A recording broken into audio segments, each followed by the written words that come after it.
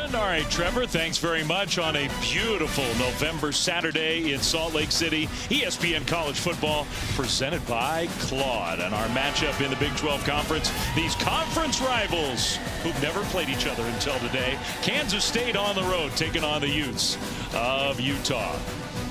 It's been a fascinating year in the Big 12. The biggest story has been Texas Tech, but they have 5 ranked teams in the latest version of the college football playoff rankings, including 6-1 BYU and 9-1 overall. And these Utah Utes, the guys were just talking about it in studio, red hot Utah. Dave Fleming, Brock Osweiler, great to have you with us here from Salt Lake City. Well, look, you and I, throughout the course of our broadcast, we're going to talk about the possibilities for the Utes. They're in position maybe to have an argument for the college football playoff. If somehow they could get in, I don't think there's a team in the country that would want to play Utah right now. They are just smoking hot. That's an absolute fact. There's arguably no hotter team in college football right now.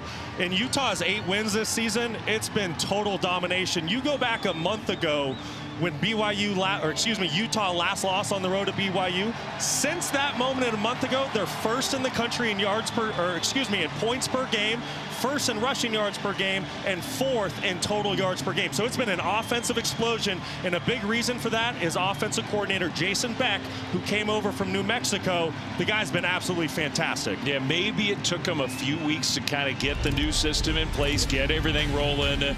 Since then, unstoppable essentially. Over 40 points a game for the full season.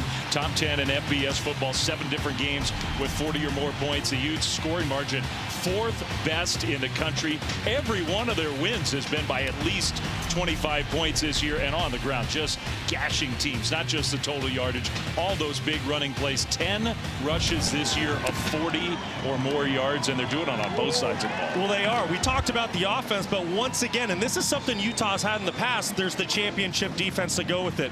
There's 4 schools in the country you see right there that are top 10 in offensive scoring and defensive scoring. Utah being one of them. It's always kind of been the story here in Salt Lake. Can the offense perform the way the defense does? This year, it's been total domination on both sides of the football for the Utes. I think they're feeling like they have a chance to really finish this year with something special. Kansas State, they have their hands full today in Salt Lake City. We've got kickoff in the Big 12 coming up next.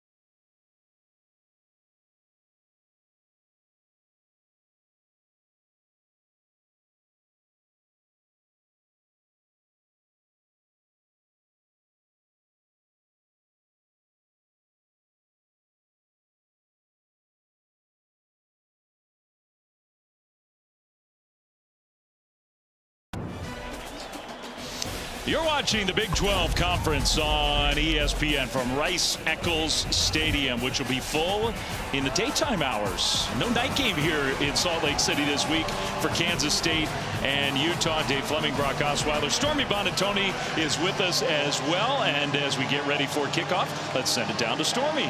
Well, Dave, we know it's already been a pretty uphill battle for Kansas State this season, and now with the exception of Avery Johnson, they're going to be down their top players on both sides of the ball throughout the rest of the season. Their top wide receiver, most explosive play threat, Jace Brown, suffered a season-ending injury last game. Their running back, Dylan Edwards, who's up and down with injuries this year as well, officially left the program recently. And their lead tackler, Austin Romaine, had been playing through a painful hand injury the last few weeks. He ended up having season-ending surgery. So to recap, top wide receiver, running back, and lead tackler all out down the stretch. Despite it all, though, head coach Chris Klieman did tell us he's proud how his team has reacted and stayed in the fight, and they're going to have to continue to grind it out here today against a tough Utah team, guys. All right, Stormy, thanks. A lot of adversity. It's been a tough year overall for Kansas State. Started, of course, overseas in Ireland. Whether that had an impact on their early season results, I think a lot of people believe that it did. They've really played better recently, Brock. Last week, ugly, but they did get a win in Stillwater.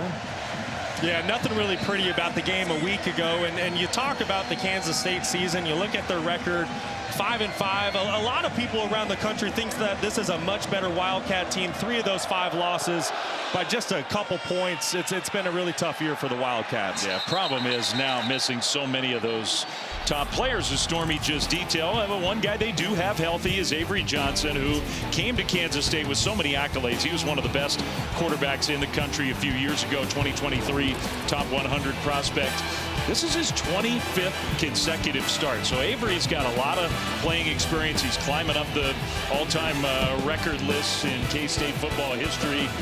He's had a solid year, not always perfect, hasn't had a ton of help with playmakers in the run game on the outside. He needs some help. And we'll see if he can get it here today as the Wildcats have the ball first to start this game. And a first play run to the left side, and Joe Jackson just had nowhere to go. And you know, just to finish a comment on Avery Johnson, you know, I just don't think the 5-5 team record really says, you know, the type of season he's had. Yes, he struggled mightily a week ago on the road at Oklahoma State, but he's done some good things. He's improved his completion percentage from a season ago. You see that, over 2,000 yards through the air, another 400 on the ground, and 24 total touchdowns. He just hasn't had a great supporting cast around him. 2nd and 11, first drive of the game for the Wildcats, and Johnson gets rid of it, and the ball's dropped. Well, to your point, Braden Lofton, that was right there, passed right in his hands, and that would have been a first down, a big play. Instead, it's going to be 3rd and 11. And just a critical error early in this football game. You have to stay ahead of the sticks. Great job by Johnson, recognizing the pressure, getting the football out. But you mentioned the drops. This is something that has plagued this offense all season long, and today at Rice-Eccles Stadium, a very tough atmosphere. You can't have those plays. Chris Klieman, we saw a quick shot of him, the longtime head coach in Manhattan, told us, if we don't lead the Big 12 in drops, I wonder who does. Now Johnson pressured and gets rid of it. Got hit as he threw the ball.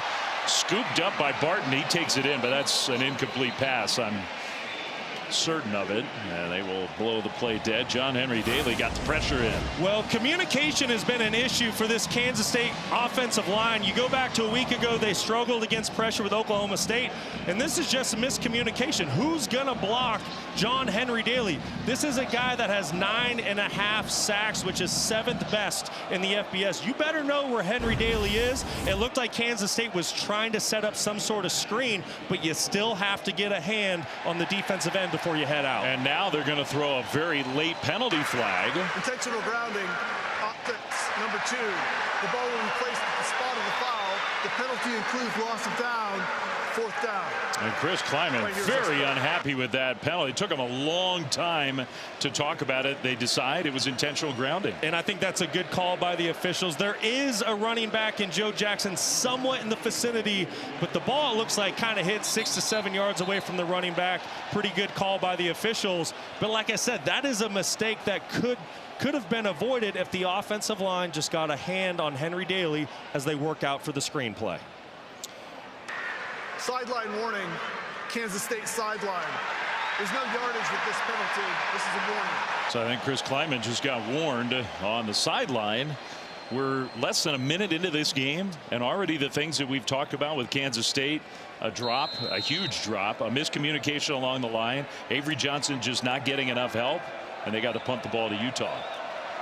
So on 4th and 20 and pressure on the punter, fair catch signal made outside the 40-yard line. So excellent field position for this Utes offense, which has been just about unstoppable lately. Why? Part of it is so unique to have 2 quarterbacks both playing at a high level. Devin Dampier, who has accounted for 2 or more touchdowns in 8 of his 9 starts. He has been the starter. Bird Ficklin, though, the young guy, the true freshman from Muskogee, Oklahoma. How electric is this guy? So many big plays on the ground. He's thrown it effectively when they've given him a chance. And so Dampier will start with Wayshawn Parker in the backfield, and they'll give it to Parker, a huge hole. Right side run. That's just happening over and over again with the Utah offense. It is. We talked about it in the open. This has been one of the most dominant offenses in all college football, and a big reason for that, it's the 3-headed monster in the backfield. Not only is it Devin Dampier, it's Bird Ficklin, like you just mentioned, but Wayshawn Parker's been fantastic as of late. The last 3 games, he's gone over 100 yards from the backfield. They direct snap it to Parker, who kind of faked a jet sweep off the Wildcat look, and then just ran it straight ahead for a Utah first down. So you have a 3-headed monster in the backfield. You have a fantastic offensive coordinator in Jason Beck, but then look at the offensive line. You have 5 guys that returned last year as starters. You have 2 offensive tackles that are going to go in the first round of the NFL draft. This is a Joe Moore Award semifinalist group. That pass from Dampier high and off the hands of Dallin Bentley, the tight end, incomplete. So when you really combine all of those things, where's the weak spot with this Utah offense right now? You can't find it. They have fantastic tight ends. Ryan Davis at the wide receiver position, who also transferred over with Devin Dampier from New Mexico, having an excellent year. This is a high-flying, potent offense, and it's going to put a lot of stress on Kansas State today. He's going to give it a little fly sweep action, and beautifully defended by Kansas State. Man, what a play that was in the open field. The tackle for Daniel Cobbs for a big loss. Well, a big part of this game defensively for Kansas State is going to be the nickelback position. You're going to see it right here with Cobbs, and he has to set the edge. Otherwise, Daniel Bray, who got the football, I mean, he can take any football the distance, just a little over. He's a really fast track kid, 10-300. So great play by Daniel Cobbs to set that perimeter edge and force the 3rd and long. 3rd and 15, which, as good as Utah's offense has been, they're not really equipped for this. Dampier is going to keep it. Dampier trying to bounce it outside. Back into K-State territory. It's going to be 4th down and about 7 from inside the 45. We'll see. Well, this is interesting. You see a little bit of hesitation on the sideline. It's too far for a field goal. Obviously, going for it here on 4th and 8 wouldn't be the best decision. I think Kyle Whittingham wants to play the field position game early and try to punt this ball and pin Kansas State deep. Orion Phillips, the punter, with the flowing locks out of the helmet. We'll try to put K-State's offense in a bad spot here. Sterling Lockett, we believe, is going to do most of the punt returning today. Fair catch made by Lockett at the 15. And that's where Kansas State's offense will get the ball back. Beautiful day here on the Wasatch Mountains in Salt Lake City. Back right after this.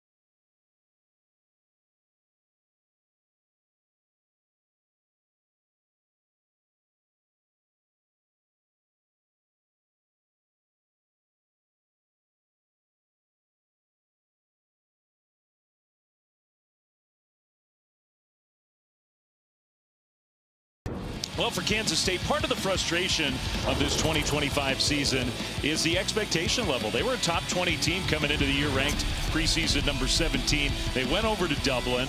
I mean, it was a cool scene. It was a good experience, but you lose the game, and then a little hangover. They lost 3 of the next 5 games, and they were close losses, some bad luck mixed in. They have played better since. Their only loss to number 13, Texas Tech, number 13 at the time, higher than that now, and they were competitive with Texas Tech in Manhattan. So it's not like it's been a totally lost year as they get the ball for the second time now here in Salt Lake City. But the challenge today, Brock, is, and they complete their first pass of this drive without so many of those playmakers and the big weapons that they thought they would have. What's the formula? What's the recipe for pulling off an upset today? Well, it's not going to be pretty, Flem. If Kansas State's going to do anything here offensively today, it's just going to kind of have to be a ground and pound, kind of an ugly football game.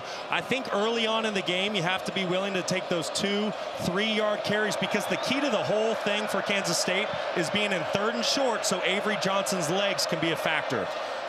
Play fake, and then Johnson and his receiver were not on the same page. He just airmailed Jerron Tibbs out of bounds. It's 3rd and 5. And we've already talked about it. Kansas State, going back a week ago and early on in this football game, it's communication, and you can tell Avery Johnson just not on the same page with Tibbs. Avery thinks his wide receiver's going to run a go route. Instead, he sits it down. Communication is going to be paramount today for the Wildcats. They need to clean it up. And communication with the noise of Rice Eccles. It was interesting talking to Chris Kleiman because he's never been here before. And John Henry Daly, 9.5 sacks on the season. You have to know where he is at all times. He's getting into the backfield. That's where he is. Johnson slings it out, and that pass is caught for a first down. And Tibbs held on to this one. That was a good play by the quarterback. Really nice job by Johnson navigating the pocket. The thing I love most, he gets the pressure from Henry Daly, but watch how he keeps his eyes up, keeps him downfield, and that's why he's able to pick up a first down for his offense. Really nice play by Avery Johnson. It was close. That ball came close to hitting the turf there, but they called it a catch. 1st and 10 Wildcats, their first down of the game. Jackson in the backfield. He'll get the carry. Bounce it left side, and now a big gain across the 40 to midfield, and still going all the way down to the 30-yard line. The explosive run plays, which just have not been there very often for K-State. That's a huge one. Excellent job by Joe Jackson being patient. He gets the defense to commit inside, and then he bounces it outside with a great jump cut to pick up an explosive gain for Kansas State. This is exactly how Kansas State needed to start the game a week ago on the road against Oklahoma State. Their first 4 possessions resulted in 4 punts. So this is a good sign if you're a Wildcat fan. 44 yards on that run play, well into Utah territory. First down from the 30. Jackson still in the backfield, and he's going to get another carry, and this time John Henry Daly drags him down for a loss. Well, not only does John Henry Daly affect the pass game as a pass rusher, but you can see the tenacity that he plays with off the edge, hawking down the running back from behind. Fantastic instincts for Henry Daly. It's a pretty cool story, isn't he? He's sort of a self-made player, not a guy who's going to pop off in terms of the measurables and the just pure athleticism. He just turned himself into one of the better defensive players in the country. That's right, Flem. A young player that wasn't really seeing much playing time a year ago, met with defensive coordinator Morgan Scalley, and now he's made a huge difference with an offseason of improvement. K-State, another mistake up front. I think everybody went, but then the ball wasn't snapped. 5-yard penalty, 2nd down. Well, that's interesting, Flem, because it looked like Avery Johnson was using a voice cadence. You can see how his helmet's moving. There's no clap. There's no foot lift. This is way too loud of an environment to try to use your voice from shotgun. Offensive line wasn't able to hear him. They jump off sides. We asked Avery this week about that communication, about how to account for the crowd noise. He even was telling us some stuff about how he's got to be louder inside the huddle to make sure his teammates can hear. Handoff and squirting through out into the open field, cutting it back left. Antonio Martin, touchdown. Wow, what a run from the 2nd stringer. 37 yards, and Kansas State is on the board first. What a drive by the Wildcats, and an even more impressive run by Antonio Martin. His offensive line did a terrific job of winning level one. Martin Jr. stayed patient, and when the hole opened, ran through it and hit his head on the goalpost. Very impressive by the Wildcats. Wow. A run of 44 yards and then the touchdown run of 37. Two explosive plays on the ground for K-State. Luis Rodriguez, extra point, and that is up and good. What did Chris Kleiman say to us about Antonio Martin? I think he might be able to help us this week. And we saw it on that last play. Rice-Eccles Stadium right now is silenced and in shock. Kansas State up early, 7-zip.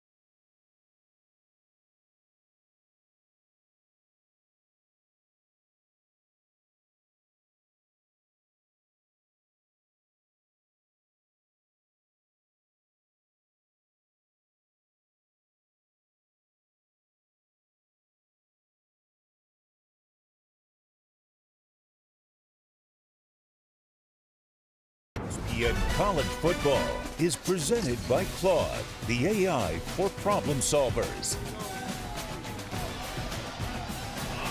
It was quite a distinguished list of Utes seniors going through the senior day ceremonies before the game, including all 5 starters along their outstanding offensive line. Lander Barton, who's been a true great here. His family's so connected to this program. They love their seniors. They love their Utes here in Salt Lake City. And it's a team that has a lot to play for, and yet they are down 7-0. Still very early. Kind of a line drive kickoff into the sun, but returnable for Bray and Utah.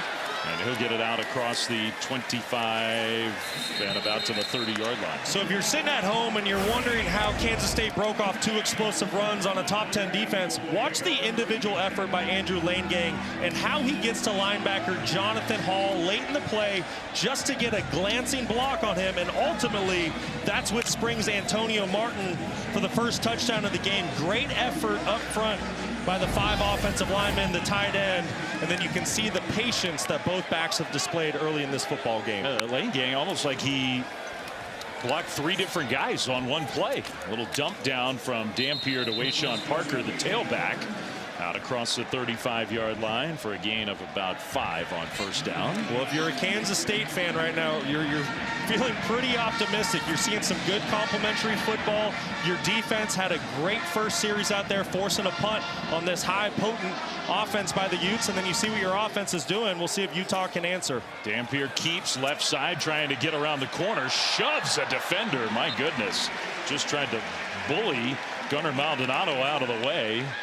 Tackled a yard short of a first down. Tell you what, for Devin Dampier, only 5'11", 210 pounds, but he runs with physicality. It doesn't matter that he's been battling injuries all season long and he's banged up. You can see what this game means to him, and a great effort to get this to 3rd and 1. By the way, Bert Ficklin, the second quarterback who's been so dynamic, is in as a wide receiver. And I think he was in the wrong spot on that formation. So Utah may have outsmarted themselves there. Penalty flag was thrown. Ficklin was moving around. I don't think they were very organized. Well, now you get some miscommunication between Ficklin and Daniel Bray, who got the football. Illegal shift, offense. 2 players were in motion and did not reset. 5-yard penalty, 3rd down. You're going to see Ficklin at the bottom of your screen. And then there's Daniel Bray. Bray needs to give Ficklin time to get on this football. You cannot have 2 guys moving at the same time. You see they both are. Easy call for the officials. So instead of 3rd and short, which looked like an easy conversion, it's 3rd and 6 now for Utah. Parker, play fake to him. Dampier throws over the top and off the hands of his intended target, Bentley, the tight end. Penalty flag go around that play. Maybe his arm got pulled down. What a throw by Dampier. Right in the breadbasket. Pass interference, defense, 15-yard penalty, automatic first down. Oh, he didn't get a number. Maybe Maldonado. No, it actually wasn't on Maldonado. It was at the very bottom of the screen. There was a big collision between a wide receiver and a defensive back. Which, yeah, keep your eye at the bottom of the screen. Anytime you grab the receiver like that, 10 yards down the field, going to be an easy call. Okay. So that really had nothing to do with the actual play, but a big penalty gives Utah the first down. And on 1st and 10, a gain of 1 for Parker. What disappointment for Kansas State. You're getting ready to get off the field, give the football back to your offense. You have all the momentum in the world, and it's poor technique that leads to a first down for Utah. Dampier rolling right, looking down, and will throw incomplete. His receiver fell down. I don't think that play had a great chance anyway. Ryan Davis, the intended target. Ryan Davis, not one that typically slips out there on the perimeter, has such great rapport and chemistry with Devin Dampier, coming over from New Mexico, having an excellent season, just shy of 700 yards on the year. It's interesting talking to the K-State folks coming into this game. There's like some incredulity about how teams were defending. And now K-State might have moved early on 3rd and long. That would be another big penalty against the Wildcats if it is. But the point was, like, why aren't teams loading up to stop the run and just daring Utah to throw the ball? Offside, defense number 91, 5-yard penalty, 3rd down. Jordan Allen with the penalty, so instead of 3rd and 9, it's about 3rd and 4. And what a difference that makes for an offense. Well, we're seeing it early. The question is, which one of these football teams is going to settle into the ball game? Utah and Kansas State both take a lot of pride in being some of the least penalized teams in the country. We haven't seen that early on today. Rogers leaves the backfield. Bray is in there. Dampier's going to dump it down to Bray with all that quickness. Made one man miss and then falls forward and might have gotten there. I think he did. That was a good job by the true freshman. Really good job of Daniel Bray fighting for extra yards, and then right tackle Spencer Fano able to get out on the perimeter, deliver a block. It's the second effort, though, by Bray that gets the first down for Utah. He's not a big guy. He's known for his speed, but he powered through that tackle and got the first down. Utes.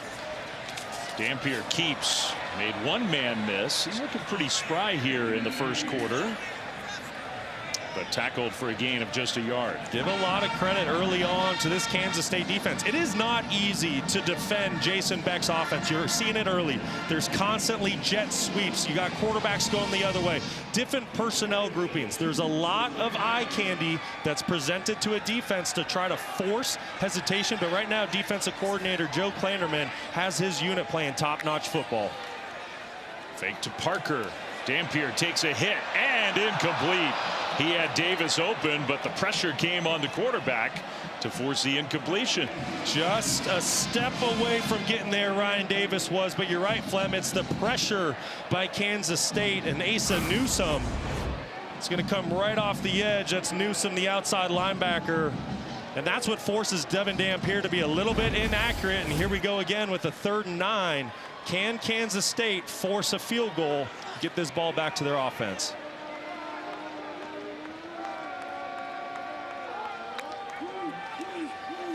Dampier trying to scramble. Dampier is going down. Now Kansas State, and here come penalty flags in. Maybe a late hit on the quarterback. Kansas State, the penalties on this drive just are killing their chances. They've made some good plays, and it's just unnecessary. 52 right there. Ryan Davis comes in with the late hit. Personal foul, late hit with targeting. Defense number 52, 15-yard penalty, automatic first down. The previous play is under further review. I mean, if you're going to beat a really good Utah team, you have to start by not beating yourself. And right now, keep an eye at the top of your screen as 52 comes in. I mean, that is just way too easy for the officials. It's not a smart play. It's unnecessary. It's clear as day that Dampier's going down. And now the best pass rusher for Kansas State is more than likely going to be ejected for targeting. I mean, he definitely launched. I think he's defenseless in that position, isn't he? I mean, I would think they would probably uphold that targeting. Play was clearly over.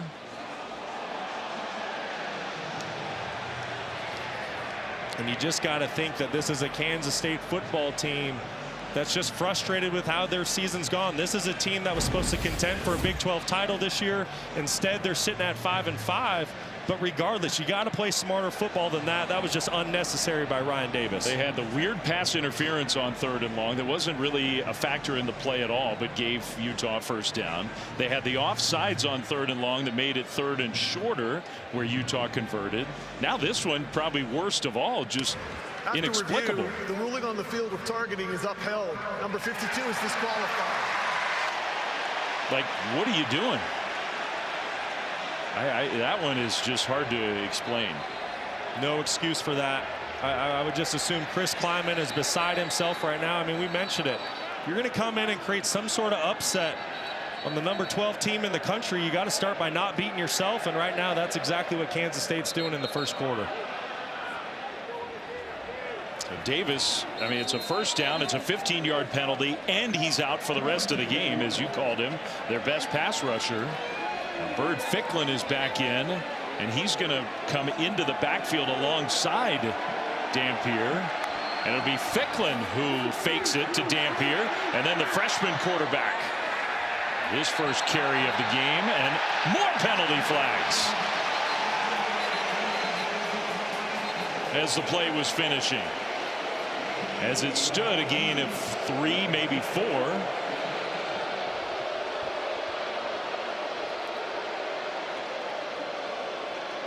This might be a face mask call on Kansas State.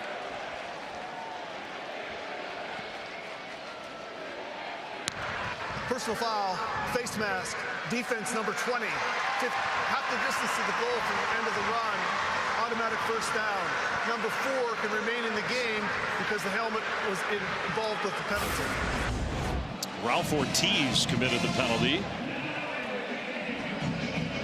It's just poor technique. You know, you've had some self-inflicted penalties, and then you've had poor technique penalties early by Kansas State. This is one of the most mistake-filled drives I can ever remember for a defense. 45 yards of penalties on this drive alone, and that's going to lead to a touchdown. Bird Ficklin over the right side, the true freshman quarterback. with the first points of the game for the Utes.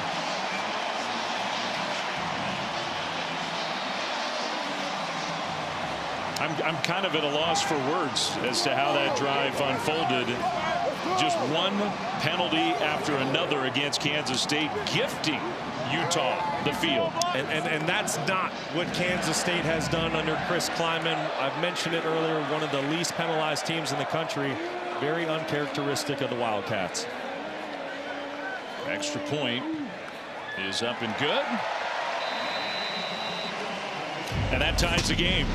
Yeah, what an outstanding year Bert Ficklin has had. We talked to his head coach yesterday, said no situation has been too big for the true freshman.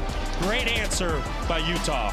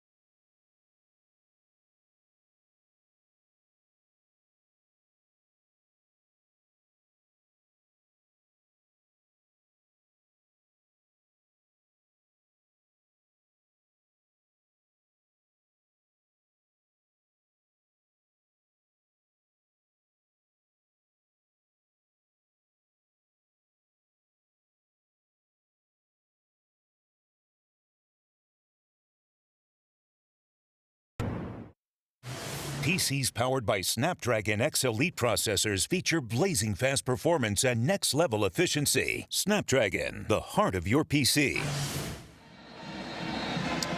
A beautiful time of year here in Utah. It is a little eerie to be here without snow up in the mountains. Dave Fleming, Brock Osweiler, Stormy Buonantony tie game 7-7 first quarter. Number 12 Utah and Kansas State. Devon Rice is going to watch it sail over his head, so that's a touchback as the Kansas State offense comes back on the field. An update in studio with Kevin Connors.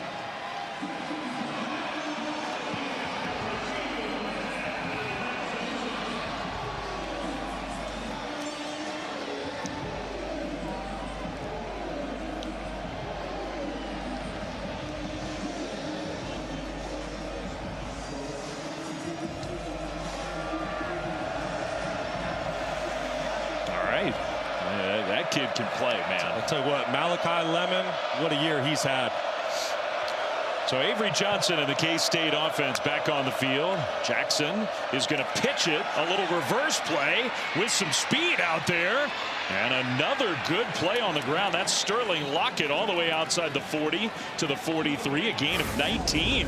Well, on the edge, Trey Reynolds, he's going to come from over here at 37. Just gets fooled with the reverse play. You're going to see him try to run down Jackson.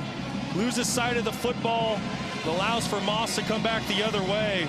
And right now, offensive coordinator Matt Wells, he's done some really good stuff to kind of control the tempo for Kansas State early on in this game. That's 3 big plays on the ground for Kansas State already in this first quarter. Johnson back to pass on first down to the left sideline, shows off all that arm strength. He's got a lot of it. Finds his big tight end Garrett Oakley. That's a really nice throw by Avery Johnson, on time and inside the pocket. That's something that Wildcat fans really wanted to see Johnson improve upon this year. I think he has. Last year he was a sub 60% completion quarterback. This year he's 60% plus. Great throw and catch by Garrett Oakley. You know, I enjoyed our conversation with Avery Johnson this week. He seems like a guy who's growing into the responsibility of being the quarterback in his home state with all the pressure that's been put on him over the last couple of years. He will hand it off. No, he kept it, and he gets dragged down on second and short. A big loss. And who else? John Henry Daly, who's been everywhere in the first quarter. Henry Daly, excellent play off the edge, not taking the bait at all. Just comes flying off the edge. Fullback misses the block, but it's Henry Daly in his eyes. He keeps his eyes on the football the entire time. He knows Avery Johnson has the ball. And that's the play this Utah defense needed to get Rice-Eccles Stadium back in the ball game and this Kansas State offense off track. From 2nd and 2 to 3rd and 8 after the loss of 6. And K-State's going to burn a timeout. Play clock was winding down, late out of the huddle, having a hard time hearing, and they'll use a timeout, their first of the first half.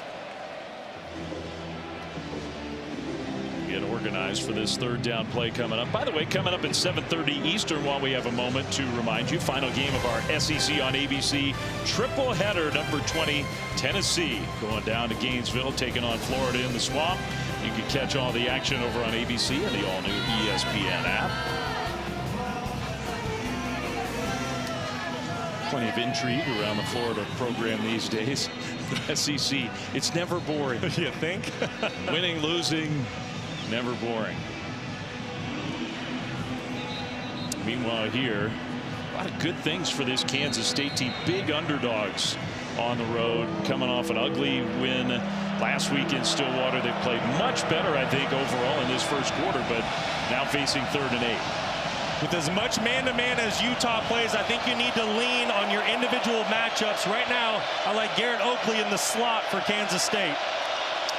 Pressure comes. Johnson gets rid of it, took a hit, and the throw is caught. Tibbs with the catch across midfield. Man, Avery Johnson hung in there. That was an unbelievable job of Avery Johnson, standing tall and strong in the pocket, keeping his eyes down the field. He knows he's going to take a big hit.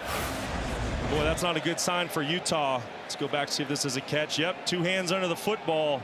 But Avery Johnson standing tall and strong. I mean, staring right down the barrel. I believe that's Benny that delivers the hit. Gets a full head of steam before he makes contact with the quarterback. That's a big league throw by Johnson. And John Henry Daly, the guy down, you mentioned it, that is bad news. And you see there almost like a non-contact thing, and now not putting any pressure on his left leg as he comes off the field. That is not good. You just hate to see that. This is a guy that's having a breakout season, someone that didn't get a lot of playing time a season ago. He has 9.5 sacks on the season, which is 7th best in the FBS. Hopefully he's able to go to the sideline and get back in the ball game later. That would be a big loss. He has been their best player on the defensive side already. 4 tackles, 3.5 tackles for loss, and 2 sacks in this game already. It's the first quarter. Wow. But he's on the sideline. Jackson and the K-State offense. Next is quarterback Avery Johnson. He switches sides. He'll get the carry and cuts it back, makes a man miss, out into the open again. Jackson inside the 20, another big gain on the ground. Smith Snowden finally tackles him. Now that goes for 33 more yards. This is really impressive by the back right now, Joe Jackson and his offensive line. This is a football team coming into today's game. They've really struggled to run the football with any sort of consistency as of late, and especially to find explosive runs. Already the third explosive run on the day for the Wildcats. Great effort by Jackson. Runs of 47, 38, 18, 33. And Antonio Martin, who had that long touchdown run in the game. Johnson under center for first down inside the 15. Martin gets it, and he cuts inside with a nice move. Man, the running backs for Kansas State are making Utah tacklers miss. Jonathan Hall finally got him to the ground, but another nice run. It's a really beautiful run by Antonio Martin Jr. I love how he's a one-cut back. He sees the hole, gets his foot in the ground, gets vertical. You can see the stats. Season 137 yards on the ground, already 121 today here on the road against a really good Utah defense. They're averaging 13 yards a carry, Kansas State, in the first quarter. That's a wow. Martin stays in alongside Johnson. Extra tight ends on the left side. And they'll hand it off. No, a play fake. Going to the end zone. Caught. Touchdown, Oakley. What a catch by the tight end. And Kansas State goes back ahead. The offense is humming here on the road in the first quarter. Garrett Oakley, he's been the go-to guy in the red zone this season for Kansas State, and rightfully so. 6'5", 250 pounds. He's a mismatch with very soft hands. Really like that play design by Matt Wells. And Kansas State, they're here to play today. 13th career touchdown for Oakley. Chris Kleiman, was he on the turf? Penalty flag thrown. He already got warned for being out on the field. So it's almost like, was Kleiman apologizing? Receiver downfield. Offense number 56. 5-yard penalty. First down. Wow. So the touchdown gets negated for the ineligible man downfield. So if an offensive lineman goes more than 3 yards down the field, that's lane gang. When the quarterback releases the ball, keep an eye on where lane gang is. If he's more than 3 yards, it's an eligible man downfield. I mean, it's close. It's right on the cusp. But you can see why Chris Kleiman's upset, because he feels like it was a really close call. Usually officials kind of give benefit of the doubt to the offense. Not that time. They already have more penalty yards in the first quarter than they've had in any game all year. And that takes points off the board. Now this play's going to be blown dead. Maybe against Utah.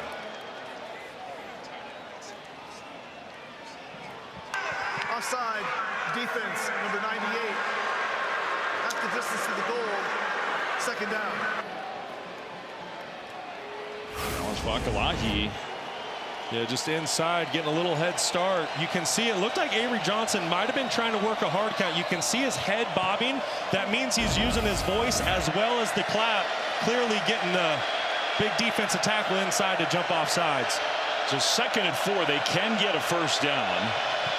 Jackson back in the game. Johnson under center. They'll give it to Jackson. And nowhere to go. He gets swallowed up at the 5, maybe got a yard.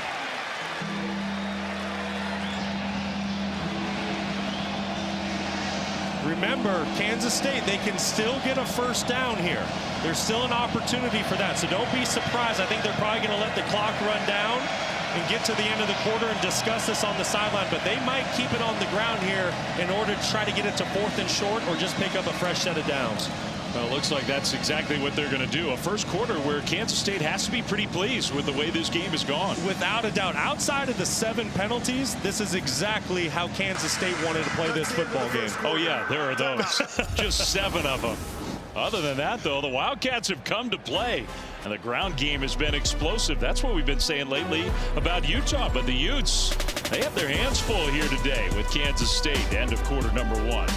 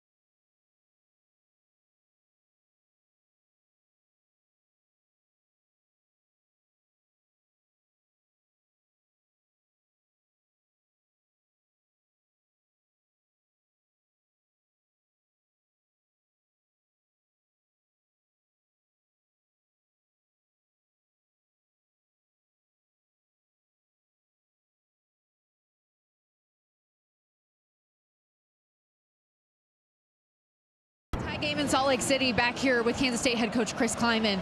Penalties take points off the board. They lead to points on the other side as well. How stressful has this been? Well, we're playing hard. We're playing physical. We got to get rid of the flags a little bit. Some of that's on us. Some of that they got to let us play a little bit. But I'm proud of our guys, man. We're trying to play big boy football here, being able to run the football at them and trying to make this a 4-quarter game. And our kids are ready to play today. Thanks for this. You bet. All right, thanks, Stormy. Thanks, Chris. There's some big boy football for you. Touchdown, Avery Johnson. How about that? First play of the second quarter in Kansas State. Those points came off the board with the penalty. They put them right back on there on third down. I'll tell you what, Kansas State came to play today. Nobody in the country, when you looked at things this week, gave a 5-5 Kansas State football team any chance to come into Rice-Eccles Stadium today and pull off the upset. I know it's early, but this is a football team playing really good complementary football, both offense and defense right now. So beautiful play design. Extra point up and good. And Kansas State is ahead 14-7. Their super athletic quarterback Avery Johnson takes it in. And he put that athleticism on full display. If you account for the quarterback with the defensive end, he's going to make you pay. Utah played man-to-man. Nobody was accounting for the quarterback, just a basic read off that end. If the defensive end hesitates just for a second like Cash Dillon did, Avery Johnson's going to make you pay and get that football to the perimeter. So the Kansas State offense, how impressive has this been? And this is a bit of a story. We did not expect this all season long. Matt Wells, who's been a longtime college football head coach, been a longtime offensive coordinator. He's been on the sidelines all year for K-State. For the first time all year, he's up in the booth calling plays. Yeah, and you got to wonder why he made that change. But whatever the reason is, it's working. And this is something that Kansas State's probably going to want to stick with. When we spoke with Matt Wells yesterday, you know, he was pretty honest with us, and he wasn't really confident in his rushing attack coming into this environment against a top 10 defense. How were they going to come up with rushing yards? Well, how are they going to do it? They already have 127 on the ground today. Matt Wells is calling a fantastic game right now. It's been the missing piece for Kansas State. They're so used to having a consistent ground game. That'll be a touchback. And before Utah's offense tries to respond, back to the studio with Kevin Connors.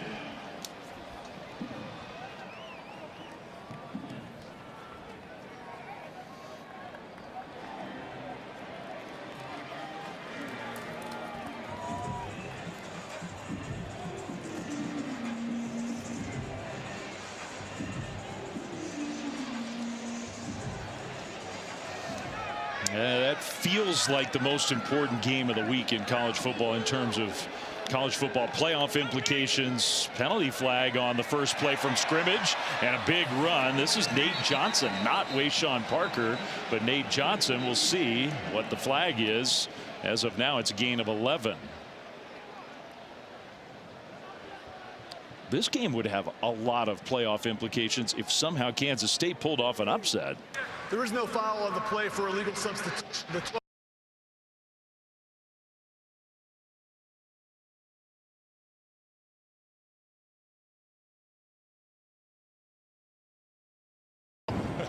First down, Utah. You get the sense that this is a really big drive for Utah. The way Kansas State has come to play today, both offensively and defensively, Utah, they want to possess this football for a while and give their defense a breather. Dampier turns, and that's not Dampier. That's Nate Johnson again taking the direct snap, and he'll go right side. Nate Johnson, who, what do you have, 18 carries all season coming in? I love this. You're going to see a block come down from the perimeter, and then it's all the lead blocks that you get outside for Nate Johnson. I mean, this is just a wave of Utah players coming downhill at this Kansas State defense. Great scheme by Jason Beck. Now Dampier is going to take the snap here and throw, and he threw it behind his receiver J.J. Buchanan, who almost made a one-handed catch. Incomplete. Tell you what, Kansas State, this defense, they're dictating some things right now. They're putting pressure on this Utah offense. Devin Dampier, he's going to need to make those routine throws to stay on schedule on first and second down. He's been an accurate passer this year at 65% completion, just a bit behind his tight end. Yeah, not today so far. 2 for 6 throwing the ball. He will give it left side, and that's Johnson again. They're making a point of getting Nate Johnson involved, and he's showing some stuff. across midfield into K-State territory, a gain of 8. There's just so many talented offensive players for this Utah team. It doesn't matter if you're giving the ball to Nate Johnson, Daniel Bray, Nakari Rogers, Wayshawn Park. I mean, I could go on and on and on. You talk about both quarterbacks. There's just so many guys, and that's one of the things that makes it so difficult for a defense to defend. There's always fresh legs in the backfield for this offense. Extra lineman on the left side. Parker is going to take the snap and run left, and Wayshawn Parker gets the Utah first down. Just too many big bodies over there. That's hard to stop. Well, it's the big bodies along with all the eye candy that's presented. It's almost every single play you're seeing a shift and then some sort of jet motion. Whether they give that ball to the receiver or not, it causes hesitation at the linebacker and safety positions, and then you combine that with a mauling offensive line. That's why they're rushing for 278 yards per game. Dampier, we're going to throw it again. This time he's got a man wide open out in the right flat. And a catch and run. Good enough for a first down. Is that Creed Whittemore? Welcome to the game, Creed. I was going to say, we're seeing a few names and faces that haven't typically been out there for this offense this year. Great job by Whittemore taking advantage of the one-on-one matchup outside. He's got a chance to be a good player here. Sophomore from Gainesville, Florida. Transfer from the SEC. Parker, big hole, straight ahead and inside the 25. Starting to cash Kansas State on the ground now, gain of 6. Well, and it's also the tempo that Utah is playing with. Okay, so they're getting the pass game going from the pocket. They're rolling the quarterback out. Then there's the jet sweeps. Then there's the downhill stuff. Just so many things coming at you if you're a defender, and combine that with tempo, it's really tough to stop. Dampier, play fake, over the top, and incomplete. He had Buchanan wide open, and the pressure forced the incompletion, and now he's slow to get up. Tell you what, Cobbs is making some plays for this defense today. He's going to come on a corner blitz, and that's why Dampier is not able to hit the open tight end down the field. See the pressure off the edge. And Cobbs played in a reserve role the majority of the year, but he's really making the most of his opportunities today. I think the hard part about that hit, Dampier's head almost snapped back onto the turf. He hit the ground hard. Now a left side run, and that's good enough for a Utah first down. So 3rd and 4, they just play some power football to get the first down. And power football at its finest. That offensive line, I tell you what, they are just dictating this football game right now with their strength and power. Watch how they're just moving that Kansas State defensive front.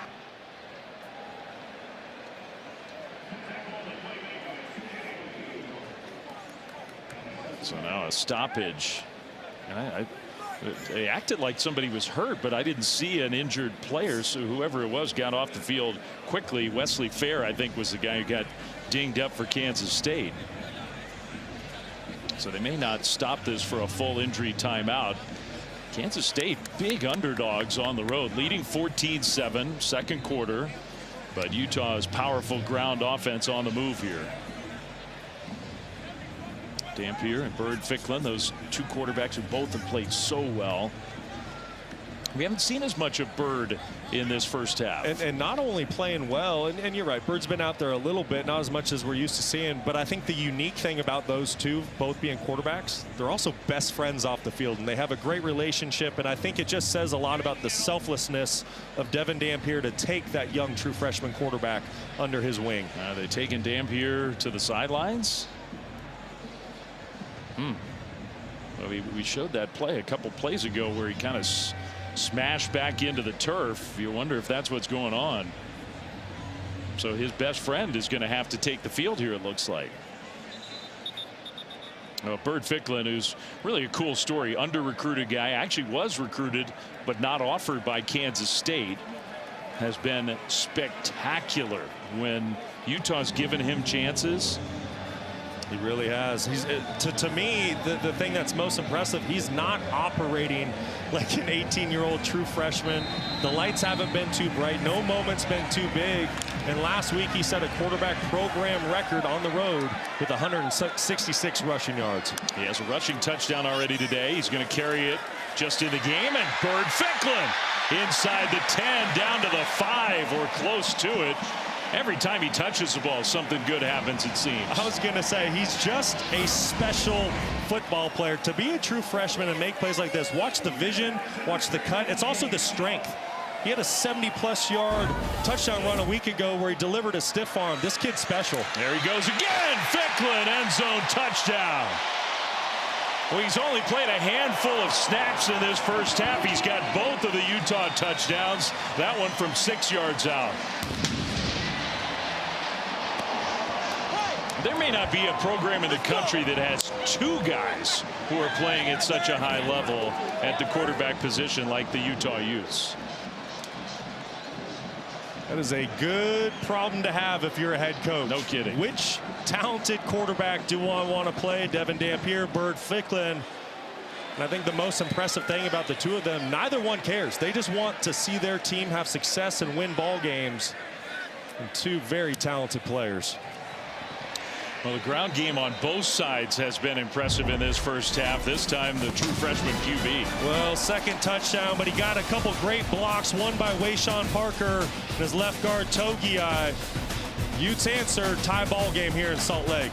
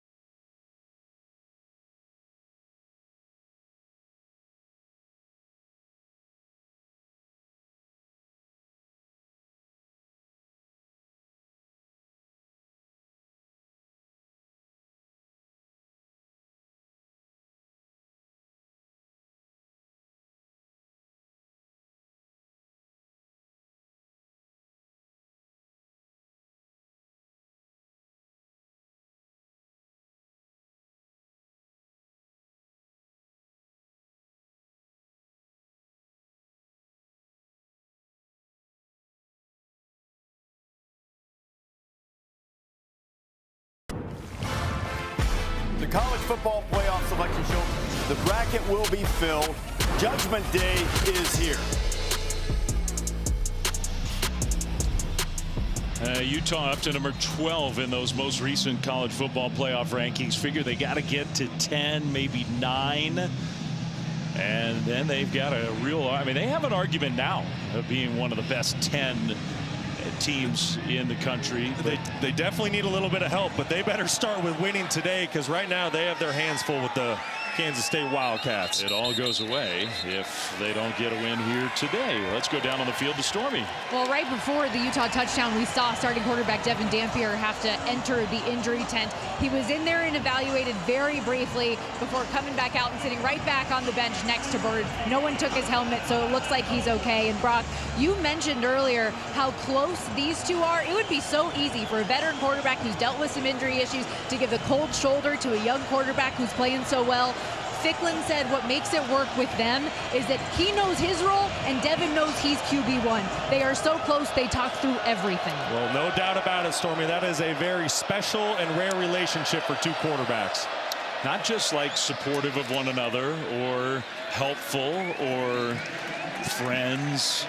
Like literally, they both say we are best friends with one another. Yeah, to the point where it was great hearing from both of them this week. If they're not around each other, I guess they FaceTime up to 5 times a day. Like it's just, they're constantly with each other and just two great teammates. On 2nd down and 4, handoff, and Jackson stopped short, so it's going to be 3rd and 2 here.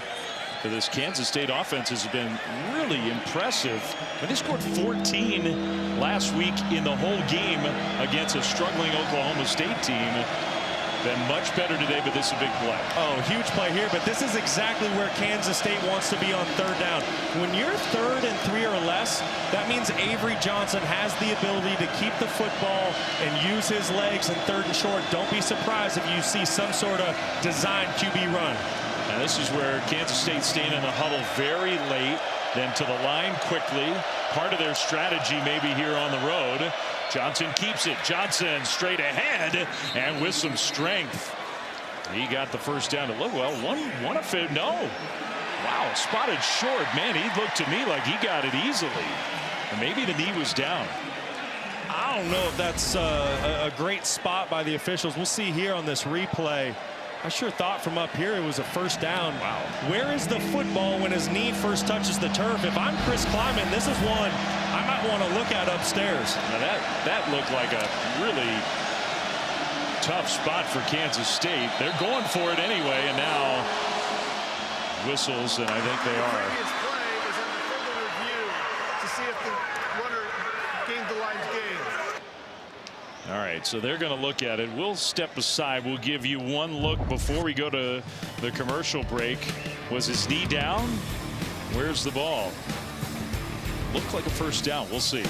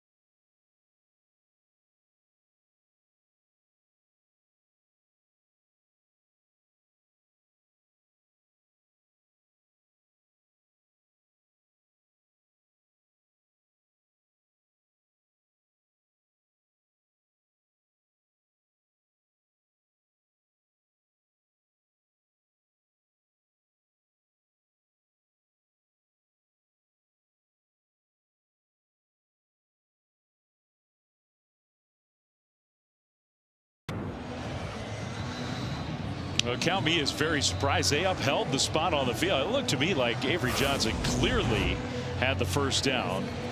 You got to get right to that 35. Knee down there. I mean, isn't the ball a half a yard ahead of the 35? Well, I sure thought so. And I understand you need clear and obvious, indisputable video evidence to overturn it. And I thought we had it there. I'm calling that clear and obvious, but I'm not the one who makes the decision. So they're going for it on 4th down in their own territory. Johnson, handoff, and they'll get the first down and more. Jackson, there he goes. Nobody's going to catch him. Joe Jackson, touchdown, Kansas State. 66 yards.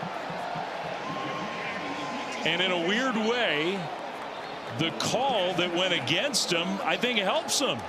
Well, listen, when you're playing a Morgan Scalley defense, in these situations, it's going to be an all-out pressure. Watch how everyone is up here. It's man-to-man outside. So if a running back can break through that first level, there's no one there to make the tackle. Excellent job by the offensive line and tight ends to secure that line of scrimmage. And then Joe Jackson does the rest. They have 196 rushing yards already with 9 minutes to go in the first half.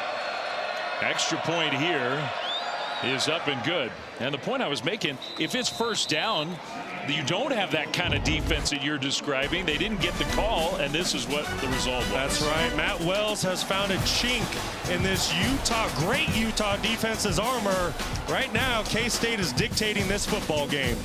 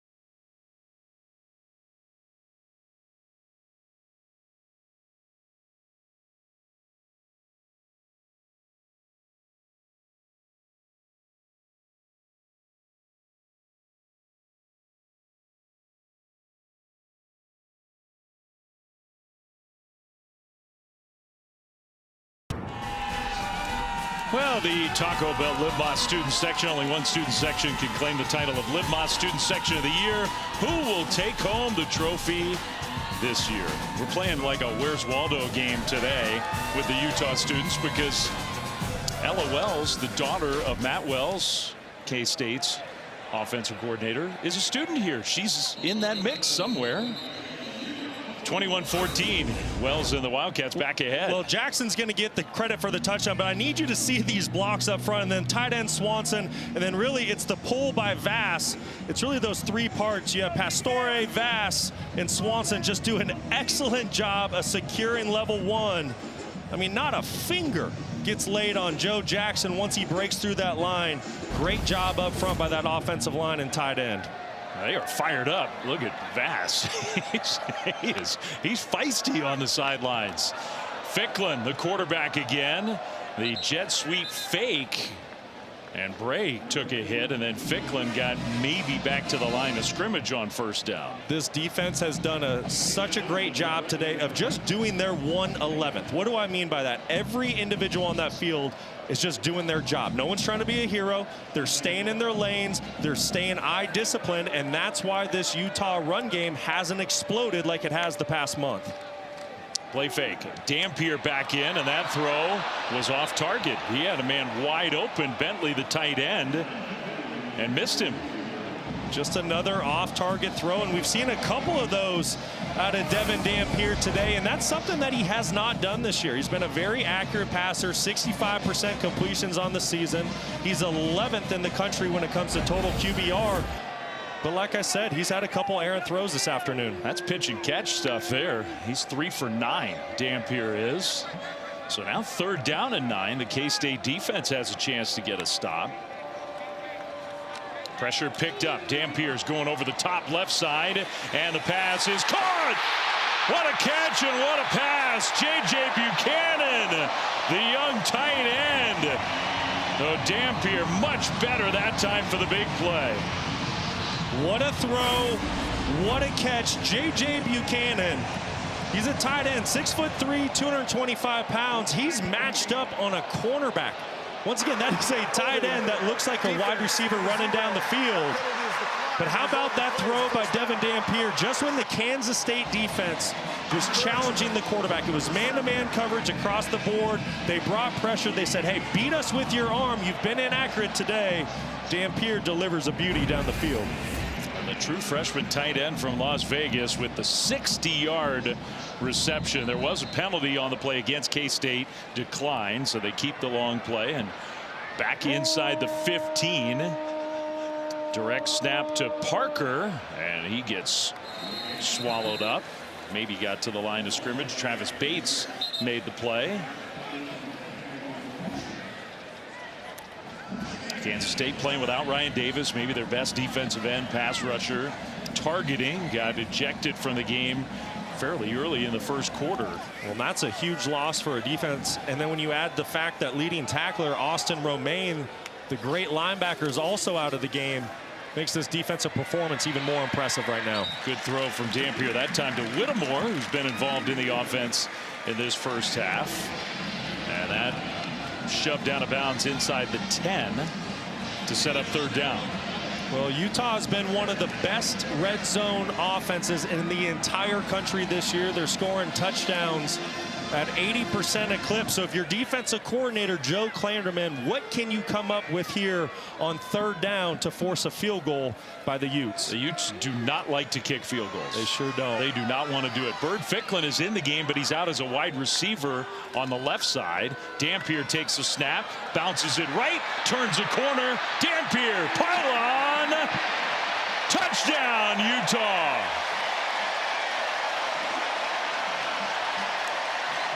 The 3rd quarterback run for a touchdown for Utah in the first half, but the first one for Devin Dampier. Let's make sure he got in. Great individual effort. Oh yeah, easy touchdown. And it just makes it even more impressive because the Kansas State defense was in position to make a play. Nobody was out of position on that 3rd and 4.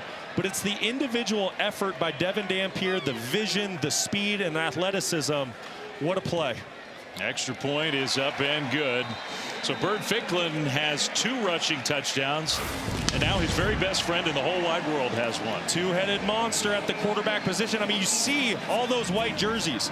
The gap integrity is exactly where it needs to be, but it's just the athleticism of Dampier and the want to go make a big time play for his offense to tie up this ball game. Just so impressive. These Utah quarterbacks truly are extra running backs. That's how good they are, both of them, in the ground game. What a first half. Yeah, and then it just so happens that those quarterbacks slash running backs can also throw dimes down the field 40 yards. And now you're seeing why in the last month of football, this Utah offense has led the nation with 51 points per game. They're just so explosive. Last week they went to Waco. Now Baylor is a team coming into the year expected to be a contender in the Big 12 Conference. Utah went to Baylor and rushed for 380 yards. Yeah, and Bird Ficklin, he was 166 of those. Set a school record for most rushing yards by a quarterback in a single game. And whether it's Dampier, whether it's Ficklin, Wayshawn Parker, it doesn't matter. This offense can score anytime and from anywhere. Back and forth we go. We still have 6:51 to go in the first half, and it's 21-21. With more than 400 yards of offense on both sides. How about time for our Never Settle, brought to you by State Farm. Well, how about this Wildcat rushing game today? This has really been an area of worry for this football team this year, but not today. 196 rushing yards already here today in the first half. It doesn't matter if it's Johnson, it doesn't matter if it's Joe Jackson or Antonio Martin. All three of them have been big-time contributors. I think you need to give a ton of credit to the tight ends and offensive line, because right now they are opening up gaping holes. Runs for 47 yards, 37 yards, 33 yards, 66 yards. Jackson gets it again, hits the hole, and gets dragged down close to the 30-yard line on the first play of this drive, after Chris Kleiman said to us, you know, the missing piece for us has been no explosion in the run game. Yeah, well, I would say Matt Wells figured that out today. You can see that explosiveness. And remember, this is an offense a week ago that went on the road to an Oklahoma State team that's really struggling. And their first 4 possessions of the game were all punts. Certainly not the case today for Kansas State. Defensive player Jackson Benny, who's been a really good performer on the defensive side, already missing John Henry Daly. Now Benny goes to the sidelines. Well, Utah's defense getting a little beat up here. That sort of late break out of the huddle. Johnson takes a snap, throws middle, and off the hands of his tight end. That's Will Ancio. You know, Dave, you've talked about the late break out of the huddle for Kansas State a couple times now today. The reason why they're doing that is they don't want to give defensive coordinator Morgan Scalley time to try to evaluate what this Kansas State offense is trying to do and then make adjustments. So I love what Matt Wells is doing. He keeps his offense in the huddle, late breaks, so this Utah defense cannot make adjustments. Utah's defense trying to make adjustments right now on 3rd down and 5. Johnson in the pocket. He'll throw, and it's incomplete, but the penalty flag is thrown, trying to hit his tight end Oakley, who almost got clotheslined as the ball was on the way. It's going to be on Teo Johnson, trying to cover the big tight end, and man coverage. Just poor technique, gets out of position, and puts a hand out. Pass interference, defense number 5. The ball will be placed at the spot of the foul, automatic first down. Like I said, Teo Johnson, he knows he's beat early in the down, so rather than giving up a big play, he's just going to grab and hold the tight end real quick. Some might call that a heads-up play, just so you don't give up a bigger one. I think that would qualify. So 1st down, Kansas State.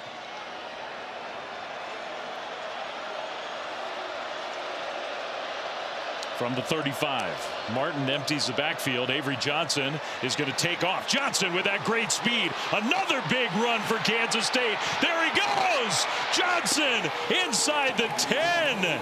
Finally shoved out of bounds. And the Utah fans are just stunned. Well, Avery Johnson can be deadly with his legs. You're going to see him motion. What does that leave? It's going to leave one defender in the box. The offensive line does a great job of getting up to the linebacker. And Avery Johnson, he is just too fast. If he gets out in open space, he's going to make you pay. Wow. 58 more yards on the ground. They are destroying this excellent Utah defense with the ground game. Now remember, Garrett Oakley, he's been the go-to target in the red zone for Kansas State this season. Under center, Johnson hands it off. Martin straight ahead and got a yard, maybe 2 on 1st and goal. It's sort of hard to. Johnson catching his breath with a little smile on his face. That was a long run for the quarterback. They already have. It's the first half with 5 minutes to go. Unbelievable. They have 261 rush yards. This is what the Utah offense has been doing to opponents lately. Kansas State really struggling to rush the football as of late, but today putting on an absolute clinic. All the tight ends in motion. Pistol formation, play fake. Johnson now scrambling, throws across his body, and wow, incomplete and almost intercepted. Jackson Benny got back on the field and made a nice play. Good play by Benny. I thought he got away with a little bit of contact early in the down, trying to cover the big tight end, but excellent job fighting back late in the down, getting a hand on the football, and almost made a big time interception. So now it's 3rd and goal. You got to wonder what Chris Kleiman's thinking. Did he tell Matt Wells that this is 4-down territory? If it is, don't be surprised if Kansas State keeps the football on the ground. If it's not, once again, Garrett Oakley's going to be the go-to target. And with the play clock winding down, smart timeout, I think. Under 5 minutes to go. Johnson is a little cranky. He wanted that play a little faster, but use the timeout because this is a big play coming up. Tie game late in the first half. Tomorrow, 10 a.m. Eastern on ESPN, you can catch NFL Countdown. Lots to talk about. Live coverage, in fact, tomorrow from Arrowhead. Rams saved Baker Mayfield's career. It's kind of an intriguing story. It doesn't sound right, but it's true. You got Moss, Randy's best catches of the week. That's NFL Countdown tomorrow. Then Monday, you got the Panthers and the Niners from Santa Clara on ESPN. Peyton and Eli will have the all-cast on ESPN2. Panthers, Niners, the Christian McCaffrey Bowl on Monday night. Yes, it is. Going against his former team. This is a really big situation for Kansas State. You have Utah somewhat on the ropes. I think you have Utah surprised. I don't think anyone expected this to be a 21-21 ball game here in the second quarter. What does Morgan Scalley come up with here? In the past, he's always been a guy in these situations. He wants to play man coverage and bring pressure. So if I'm on the other side and I'm Matt Wells, I'm going to call my best man-to-man beater. I'm actually going to call 2 plays in the huddle, 1 for man, 1 for zone. But whatever I do, I want to make sure this football stays in Avery Johnson's hands.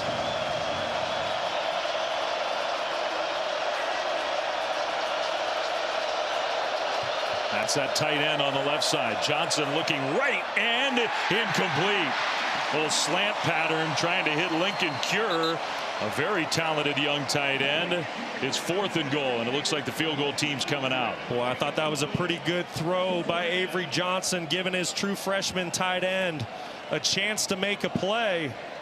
Good coverage outside, and what a stop by Utah to hold Kansas State to a field goal here. Yeah, good camera shot there of Chris Kleiman. He was ticked off that they didn't punch that one in. In a game like this, touchdowns very valuable. Luis Rodriguez going to try to put 3 on the board. Short field goal, just 22 yards, is up and good. So the Wildcats do march down the field. Another big play on the ground, and they take the lead back. So 24-21 Kansas State. Let's go down for an injury update with Stormy.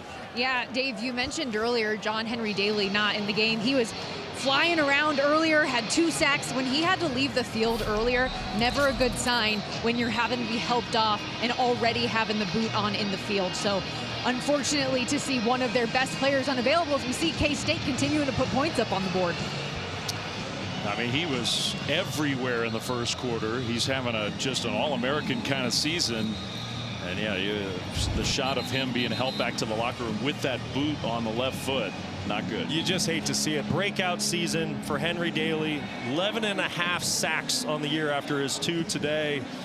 And he's a semifinalist for the Chuck Bednarik award, which goes to the most outstanding defensive player in the country. That's how impactful he's been for this defense this year. You hope he's able to get back out there relatively soon.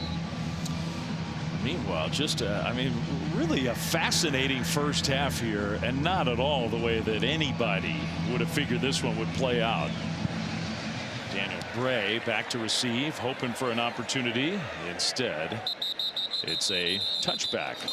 Well, Brock mentioned the possibility of an award, our college football award spotlight, brought to you by the Home Depot. We'll shift to the offensive line, and Spencer Fano, the Outland Trophy semifinalist, who has started 35 games in his career, top 10-ish NFL draft prospect. What a player.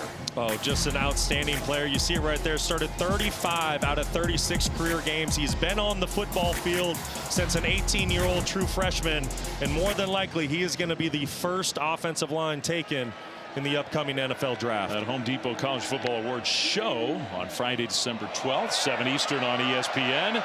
Utah's offense back on the field, and here we go again. Man, both offenses right now are rushing the ball beautifully. 12 yards for Dampier. You're starting to get the sense that defense isn't even out there on the field. It's like an offense playing against air, but you just need to give so much credit to the offensive line, the blocking on the perimeter by the receivers and tight ends. I mean, I don't think anyone laid a hand on Dampier until he was 10 yards down the field. In the pocket, going to throw on first down. He'll throw incomplete. Trying to hit that tight end again. That's really been the only thing that has slowed down this Utah offense today. It's been some inaccuracies, a little bit of miscommunication from inside the pocket for Devin Dampier, but outside of that, it's been nearly flawless for Utah in the first half. Yeah, Dampier's 5 of 12 throwing the ball. This time running and then throwing, and a perfect delivery to J.J. Buchanan, who's having a big first half. First down Utes. Well, this is just really cool play design by Jason Beck. You're going to get the quarterback outside the pocket, and watch what that does to the linebackers. It gets all them to step up, and then that's how you're able to get the football behind their ears. Just watch how these backers step up. I mean, so it makes it so difficult on a defense to be right. They run an option play. I mean, they have so many different looks in this offense. They run option, they run sweep game, they run quarterback draw. Well, and that's what I'm saying. There's so many things presented to a defense. So how do you want to defend it? It's just so difficult to be right. I mean, go back to the play I just drew up. If you don't commit as a linebacker, well, Dampier's going to run it for 6, 7, 8 yards. If you do commit, now you can't be right because he's throwing it behind your head. Second down and 4. Play fake. Dampier looking middle, now scrambling. Dampier is going to run and go out of bounds. Short of the first down. Interesting part of the half here with 3 minutes and 4 seconds to go. I mean, Utah wants points, however they can get them, and maybe a Kansas State player Officials down on that for an far sideline, player. by the way. Malcolm Alcorn Crowder slow to get up, defensive lineman. Good to see him actually get up. Not feeling great, though. The junior from Brockton, Massachusetts. Good player, someone that's been getting more playing time as of late. Every single time he steps foot on the field, just gets better and better.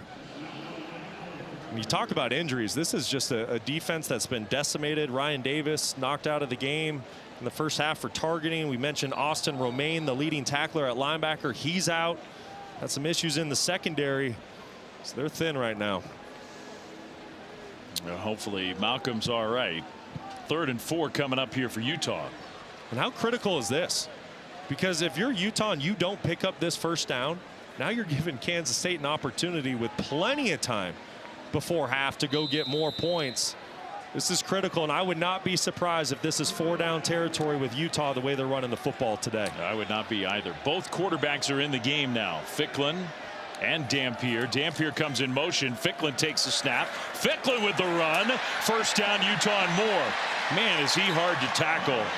Bird Ficklin, just a true freshman from Muskogee, Oklahoma, and another excellent run, 12 yards on the ground. 18 years old and 200 pounds, but I tell you what, he's running like he's 22 years old and 220 pounds. Just a physical runner inside the tackles.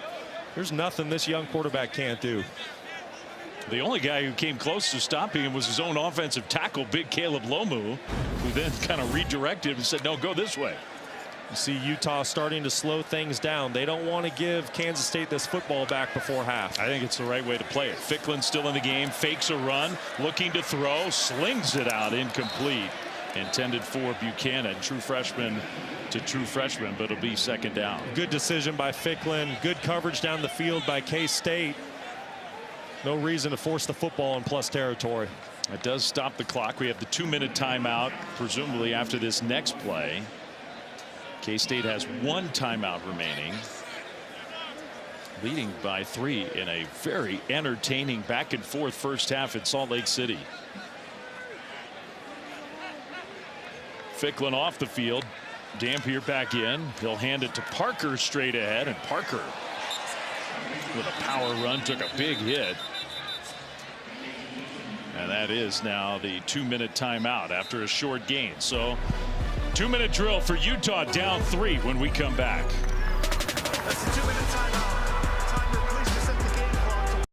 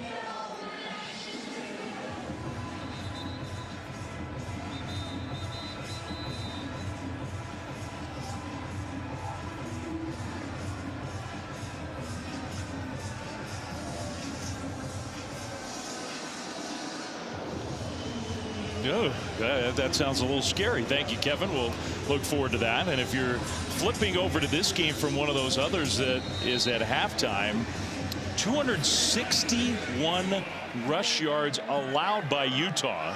Kansas State has gashed the Utes on the ground. They lead by 3 out of the 2-minute timeout. 3rd down for Utah. Pass behind the receiver Whittemore, and now penalty flags thrown in. He made a nice move to first of all catch it and then turn upfield and get a 1st down.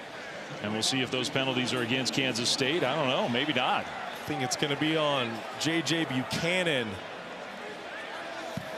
Outside offensive Pass interference. Offense number 81, 15-yard penalty, 3rd down.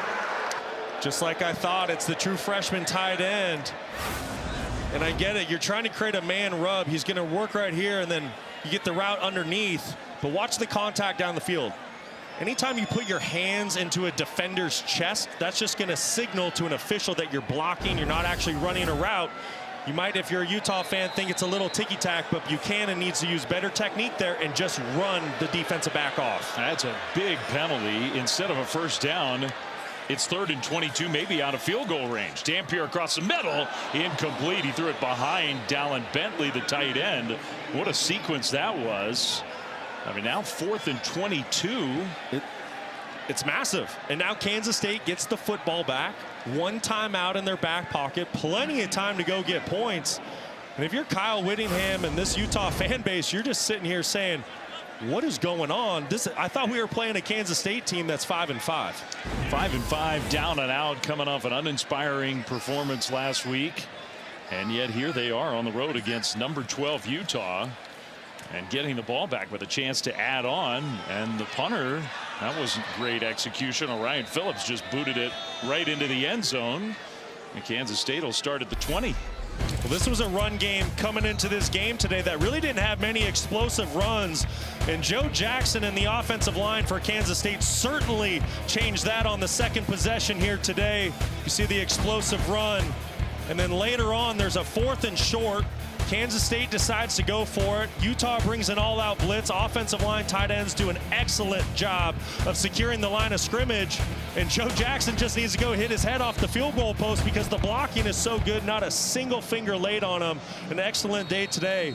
But how about that? Averaging over 18.5 yards per carry. The Kansas State head coach, Chris Kleiman, literally told us this week, we can't find an explosive run game. We can't find it. Well, they certainly found it today. And the other thing he said to us is he felt like last week against Oklahoma State they were playing to not lose the game. He wanted his team to cut it loose today, and that is certainly what they have done.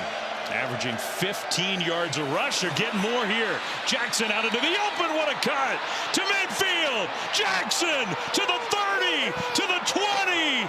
Touchdown, Kansas State. 80 yards this time.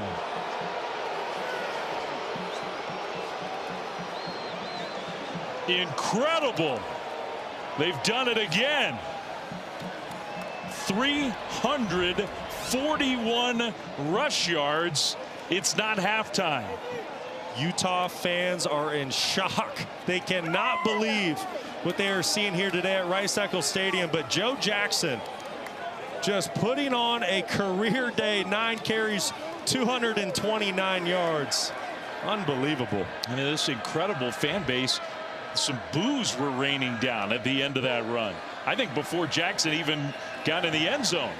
Extra point up and good. Well, there's your 2-minute offense for Kansas State. 1 play, 80 yards. Yeah, how about that? Just keep it on the ground. This is not what we're used to seeing out of a Morgan Scalley defense. Watch how the defensive end gets so far upfield, and then the backer hangs inside. So when a defensive end allows this much space on the edge, and your eyes as a linebacker go inside, you can see why there's such a big gaping hole for Kansas State and Joe Jackson. He makes 1 great cut in the open field. The rest is history. I mean, more boos. I can't remember the last time I really heard that. It's been a long time here at Rice-Eccles. Incredible. You would think Kansas State is the football team ranked number 12 in the country, trying to get a college football playoff bid. Avery Johnson just loving what his offense is doing, and you need to give them all credit. I mean, this is really impressive. One of the hardest stadiums west of the Mississippi to play in as an opposing team, and they have silenced the crowd today. We have a long way to go in this game. I mean, Utah is only down 10. It's still the first half. 1:17 to go until halftime. But this is absolutely stunning. Really is. And the only negative thing, if you really want to search for it for Kansas State, it's the fact that you're giving Utah a minute 17 to go get some of those points. And remember, Utah gets the football to start the third quarter. So if you're Utah, no panic, one play at a time, you're in this football game. Touchback. They'll start at the 25 with 1:17 on the clock and all 3 timeouts. Tuesday night on ESPN, the all-new ESPN app, we've got the exclusive reveal of the next college football playoff top 25 rankings. Reese and the guys will break it all down top to bottom. An interview with the committee chairman, project the 12-team field. That's Tuesday, 7 Eastern.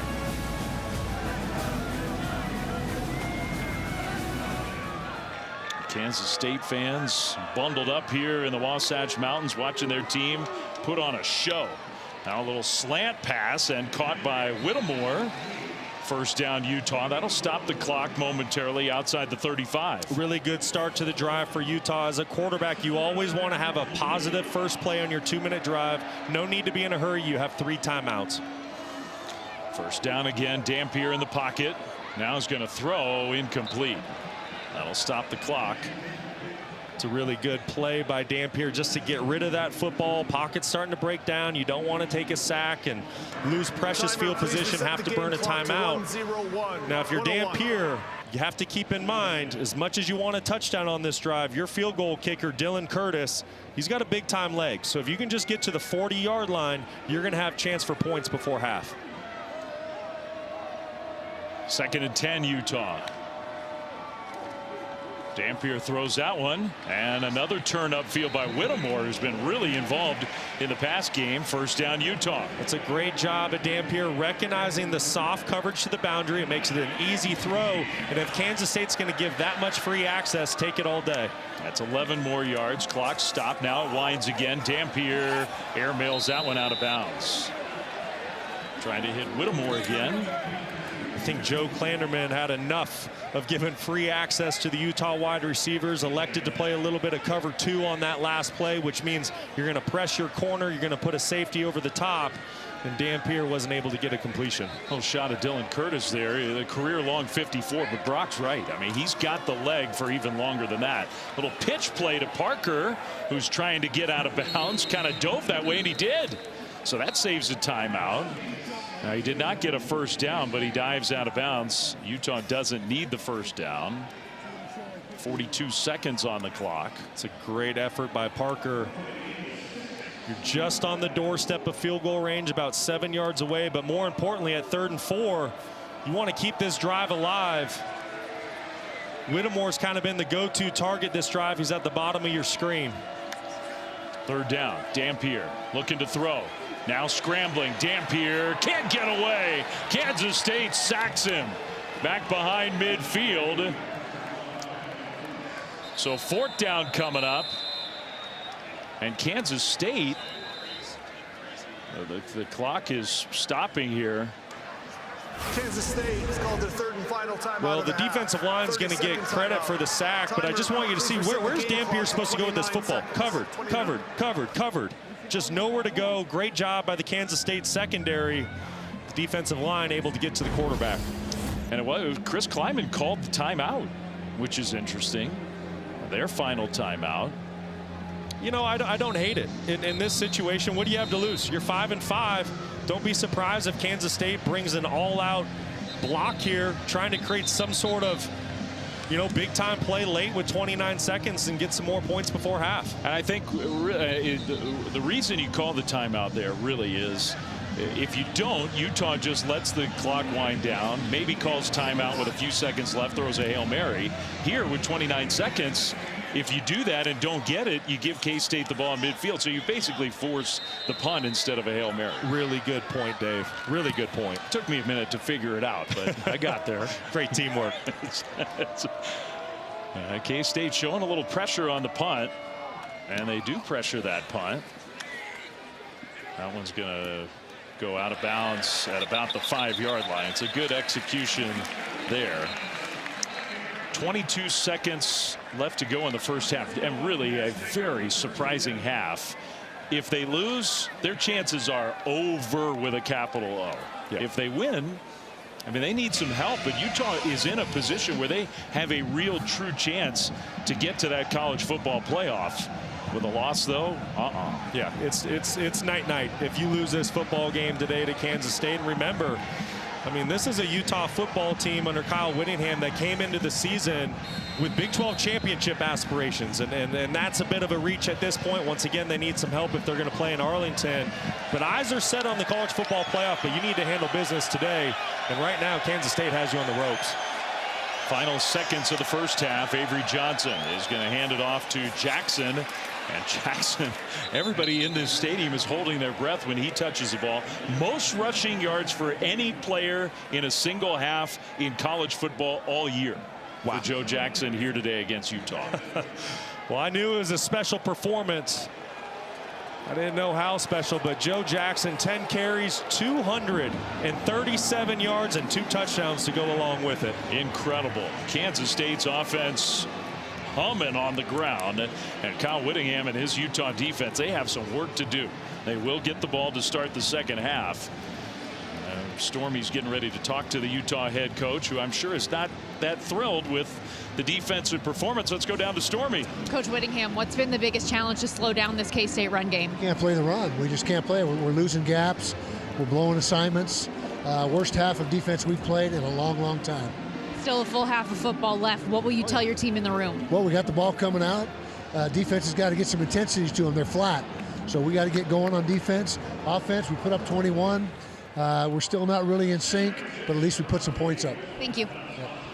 All right, good stuff from Stormy and pointed words from the head coach. So it's 31-21. K-State with the lead at the half. Let's get you to studio with Kevin Connors.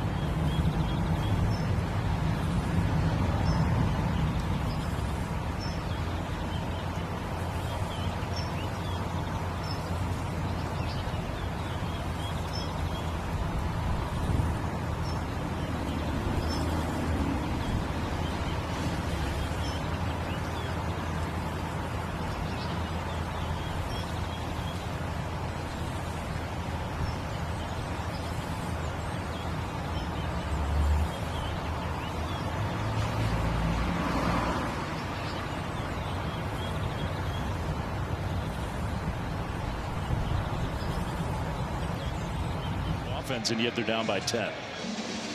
So K-State will kick it off deep, and Utah's going to have the ball to start the second half. Dave Fleming, Brock Osweiler back with you here.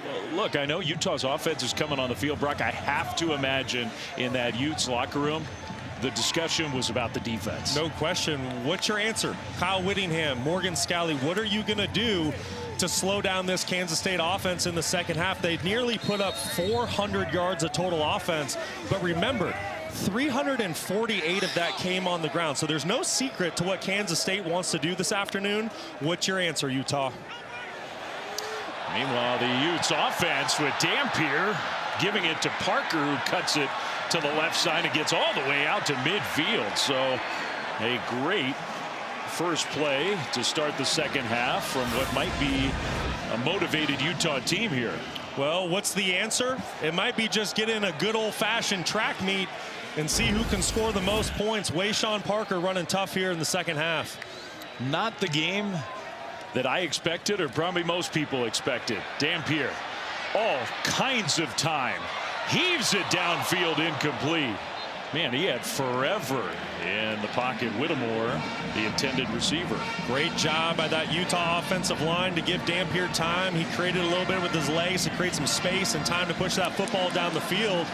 And just a little bit outside the stretch of Whittemore, who's played a really nice first half, and I wonder if some of that has to do with Ryan Davis not being in the game. Yeah, something's going on with the top Utah receiver. Handoff, Parker bounces it left, cuts middle, tries to leap over the would-be tackler VJ Payne, and gets the first down. Wow. Is Wayshawn Parker not exciting to watch the football? What an addition to this Utes team, coming over from Washington State, just a sophomore. But boy, has he been excellent in the backfield this year. As of late, in the last 3 games, he's gone over for 100 plus. It wasn't hurdles, it was like steeplechase. Parker for 12 now, in stride, caught, touchdown, Bentley. And the Utes come roaring out of the locker room to start the second half with a quick strike touchdown drive. That one from 38 yards out. Well, you're going to see play action initially in the backfield, and then watch what that does to the defenders. They get their eyes in the backfield, and that's why Bentley goes up the sidelines without a defender anywhere around him. Kansas State, they've done such a great job all game being disciplined with their eyes, doing their 111th, but that time they get their eyes caught in the backfield, and Dampier makes them pay.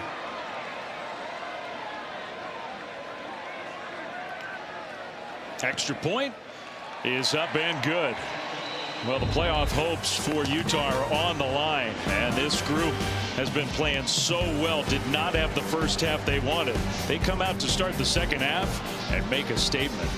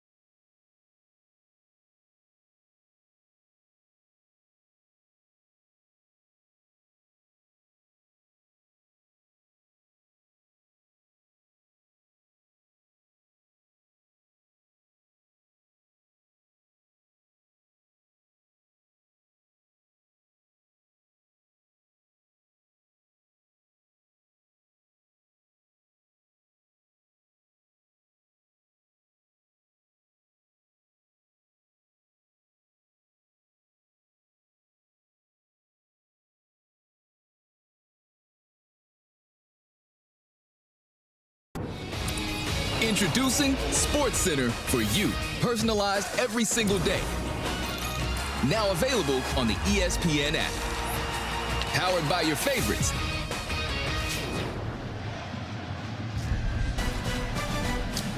Just a crazy game, and we've got a long way to go. Only a minute plus into the second half, and it's 31-28 Kansas State. They'll get the ball for the first time in this half after a touchback. Well, let's go down to Stormy Buonantony. Well, you know, Kansas State head coach Chris Klieman didn't love that start because he told me at the break discipline defensively was going to be crucial because Utah is just one explosive play away on any given down.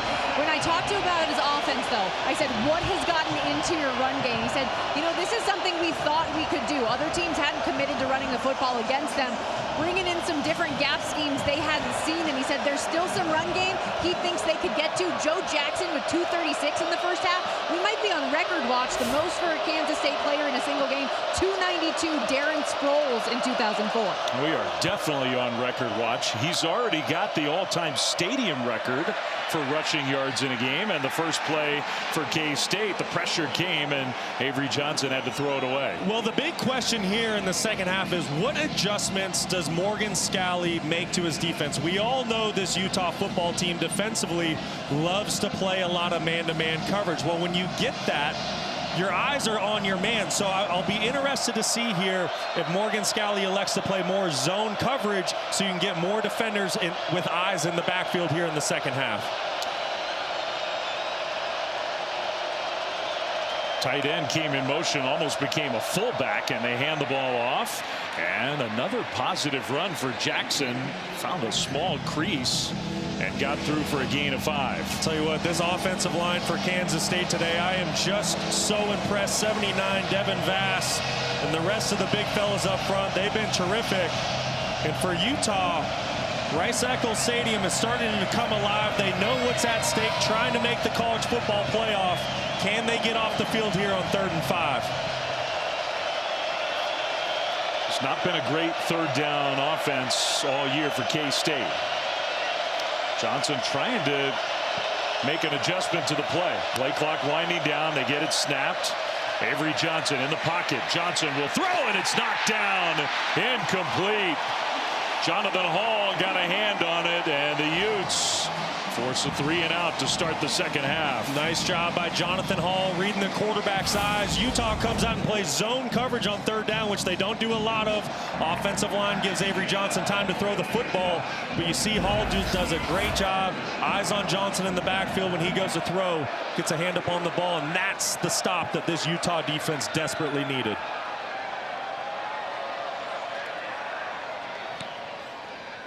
Kind of a line drive sort of punt and a fair catch running up at the 35-yard line. First punt for Kansas State since the first possession of the game. Utah's offense comes back on the field. Our college football headlines presented by Twisted Tea. It wasn't pretty in Norman, but Oklahoma got a very important win as they move closer to a spot in the college football playoff. Miami's playing well as the season goes on. Number 13 Miami gets a win over Virginia Tech. BYU, their odds are going up. If they beat Cincinnati, their chances of being in that playoff are up above 60% according to our models. Now a little jet sweep on the first play of this drive, and Daniel Bray bounces it left side. So the Utah offense, some big plays here early in the second half. Across midfield, a gain of 19. Well, speaking of electric players, but he also gets some help. Keep an eye on left tackle 71. You're going to see him pull Caleb Lomu. Excellent block on 28. And then Daniel Bray, the speedster, someone who's really come along as the season has. He's a true freshman. Didn't get a lot of playing time earlier. Kyle Whittingham said he needed to grow, he needed to develop. But as of the last month, he's been terrific. He's big time. Dampier throws it behind his receiver, J.J. Buchanan. There's been a lot of that in this game. Just off today. And we've said it a couple times. Devin Dampier coming into the ball game. He's been a 65% passer, but just hasn't been accurate here today from the pocket. Second down and 10, Utah started to turn the momentum of this game. I remember at the end of the first half, they kind of got booed off the field going to the locker room.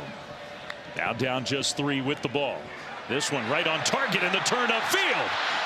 Well into Kansas State territory, inside the 35, down to the 30. Nate Johnson, who's made some plays today, 16 yards. What a timely play call by Jason Beck to do a screen. Kansas State's going to bring pressure. That leaves only 2 defenders on the outside to make a tackle.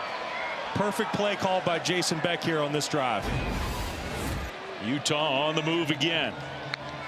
Dampier in the shotgun, handoff left side, and Johnson gets tackled across the line of scrimmage by Travis Bates for a short gain.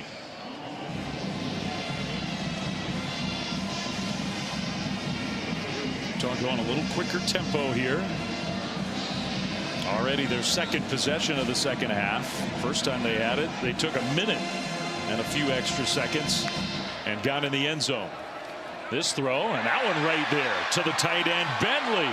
First down inside the K-State 15. Really good throw by Devin Dampier, in rhythm, taking what the defense gives him. He recognizes very quickly Kansas State's playing a zone defense, gets that football out of his hand, taking advantage of the soft spot in the zone.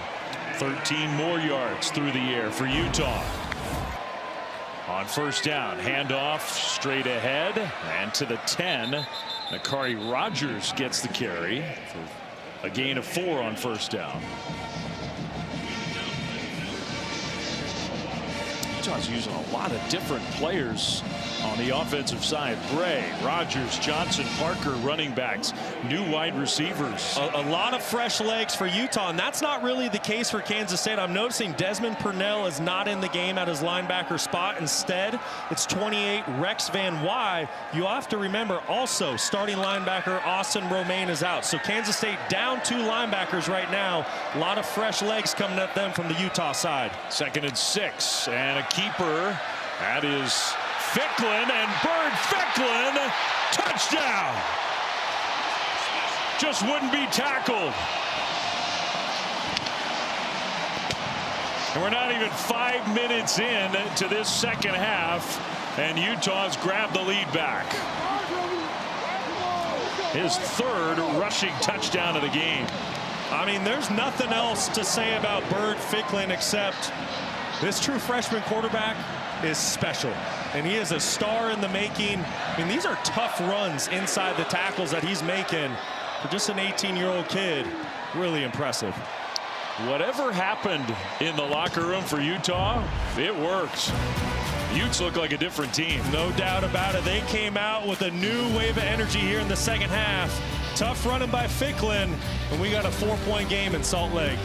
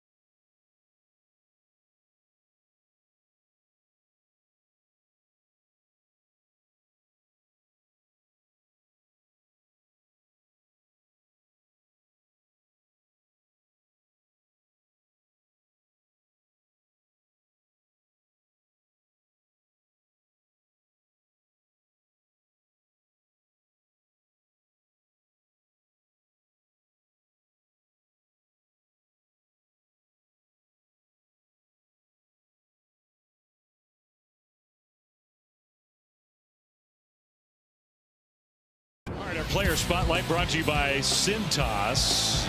Utah's offense looking good. I was going to say, whatever the message Kyle Whittingham gave at halftime, it was heard by his players. Big time touchdown pass on the first series to get the third quarter started. And then Bert Ficklin, his third touchdown of the day. Tough running inside between the tackles. And this Utah offense, like I said, whatever the message was, they came out and they've answered 14 unanswered points here in the second half to retake the lead. I'm going to paraphrase. We weren't there in the locker room. We didn't have a camera there. Young men, that was below our standard in the first half. Something like that. Maybe a little more pointed. Absolutely. Maybe a little more emotional. It has worked. Now Kansas State is going to return this kickoff. Rice will bring it out. And Rice gets popped across the 20-yard line.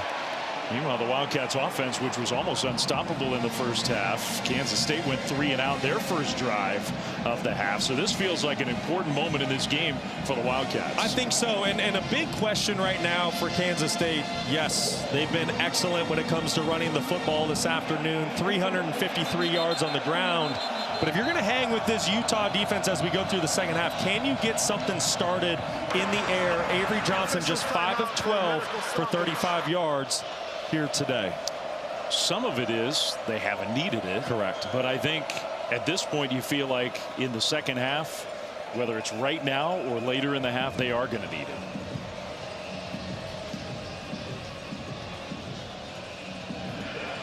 So whatever was going on, we got sorted out, and now the Wildcats will start their second drive of the third quarter. And Rice Eccles has come to life. Antonio Martin in the backfield alongside Avery Johnson. 1st and 10. Back to pass out to the right side, and a nice delivery to Tibbs for a good gain. And that's a really good throw in rhythm by Avery Johnson. And you see what Utah's doing defensively. Morgan Scalley is not changing anything. It is pure man coverage, single high safety almost every single play. So I mentioned it. What can you get going through the air? I understand Kansas State, they're without their big play threat on the outside and Jace Brown. But what can you manufacture to create some explosive plays in the pass game versus all this man coverage? 2nd down and 4. Low snap. They'll give it to Martin anyway. Big hole straight ahead. Martin out into the open. Martin with a blocker in front. Left side. Flag thrown. He cuts it back in. And Martin gets in the end zone. For now, it's a touchdown. 73 yards. But there is a flag on the field. And we're well into the run. I don't know. We'll see.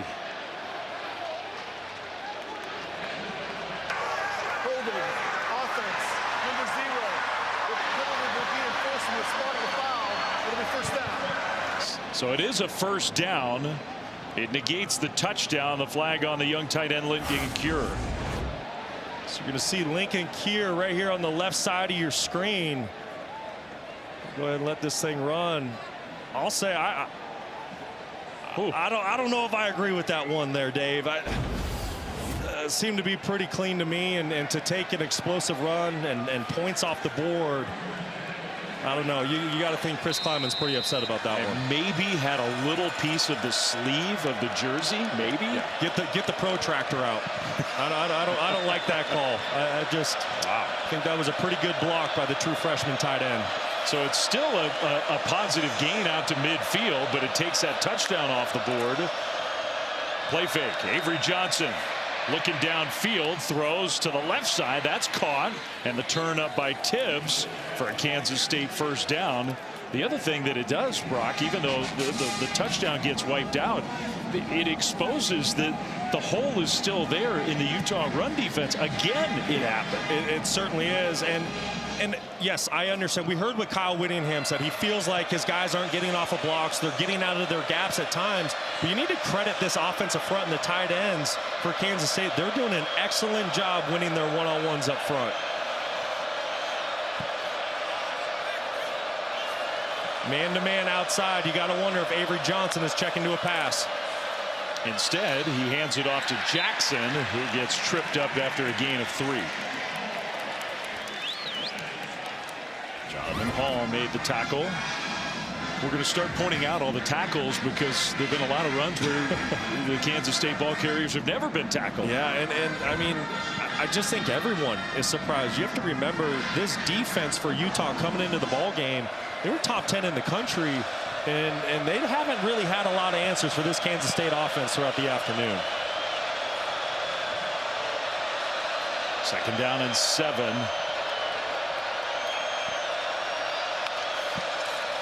Johnson fakes it, rolls left, kind of squares those shoulders, and even with the deflection, he gets the pass to Oakley. Oh, that was something. 1st down, Wildcats gain of 15. That's really nice concentration by Garrett Oakley. It's not easy catching a pass that's tipped. Good job of Johnson staying alive. You see his eyes down the field. Good job by Oakley going to get that pass. Another tip ball for Jonathan Hall. He seems to have a knack for that. So now Kansas State is going to be forced to wait because they substituted. Utah's going to make a substitution themselves. Jackson in the backfield. Tight end in motion. Handed off Jackson. And just a short gain on 1st down for a guy who's already set the stadium record for rush yards in a game. I mean, this defense, they are quick triggered to get downhill right now. Keep an eye once that football snapped. If it's a run, you see safeties flying downhill. You see backers. At some point, you got to think Kansas State is setting this up for a play action pass over the top. Maybe right here, right now. You got Jackson out wide left. So there would be no play fake because the backfield is empty. Now Jackson's going to motion back there. They'll fake it to him and roll right. Johnson's going to keep it. Avery Johnson with all that speed is going to go out of bounds right near the 1st down mark, but I don't think he got there. Elijah Davis, who had to sit out the 1st half, is on the field now in the 2nd half, forced him out. Well, really good coverage down the field by Utah, and that's what forces Avery Johnson to use his athleticism. And you're right, he's short. That's one. I get it. You want to protect your body, but when you're trying to knock off the number 12 team in the nation on the road, I don't mind seeing a quarterback lower his shoulder and making sure that he gets that 1st down. Yeah, you got to get that one there. It's 3rd and 1. 6 minutes to go, 3rd quarter. This is where you go hard play action. They will give it to Jackson, and he leads ahead. We'll see where they spot him. Close. I think he got the 1st down. And they will say 1st down, Kansas State. Really good effort inside by Joe Jackson. Yes, he's had the big explosive runs today, but he's also picked up some tough yards inside, 2-3 yards in between the tackles. Big back, almost 215 pounds. It's really kind of become the featured premier back over the last month or so for K-State. Those plays, they're killing his per carry average. He's down to 17.5 yards a rush. 1st down. They can get a 1st down about at the 1. Johnson keeps it. Avery Johnson around the right side. That time he does lower his shoulder and took a hit. Sort of slow to get up. Well, Garrett Oakley is just a complete tight end. Watch how he creates the lead block for Avery Johnson as they work out to the perimeter. Not only does Garrett Oakley hold the school record for tight ends most receiving touchdown passes, but like I said, he can block, he can do it all. This is a guy that's going to be playing football on Sundays. Kind of got landed on. Avery Johnson did. Look at that. Over 400 rushing yards now for the game for Kansas State. We're still in the 3rd quarter.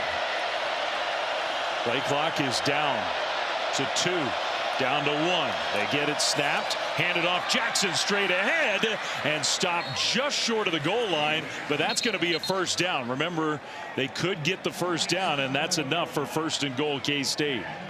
Just another really good job by this offensive front. In particular, the left tackle, 78, John Pastore, does a great job working his double team, securing level 1, working up to the backer. This is an offensive line that clearly has great chemistry, and they're really in sync today. What a drive. 78 yards over 6 minutes. And now 1st and goal. Pistol formation. Johnson hands it off. Jackson. And no, he got stopped short. Down to about the half-yard line. 2nd and goal coming up. Well, Garrett Oakley, who's jogging off the field right now for Kansas State, he's really kind of been the go-to target in the red zone this season for Kansas State. But when you're about 2 or 3 inches away from scoring a touchdown, I will be shocked if this football goes in the air. I expect a series of runs right here from Kansas State. Under center, Johnson.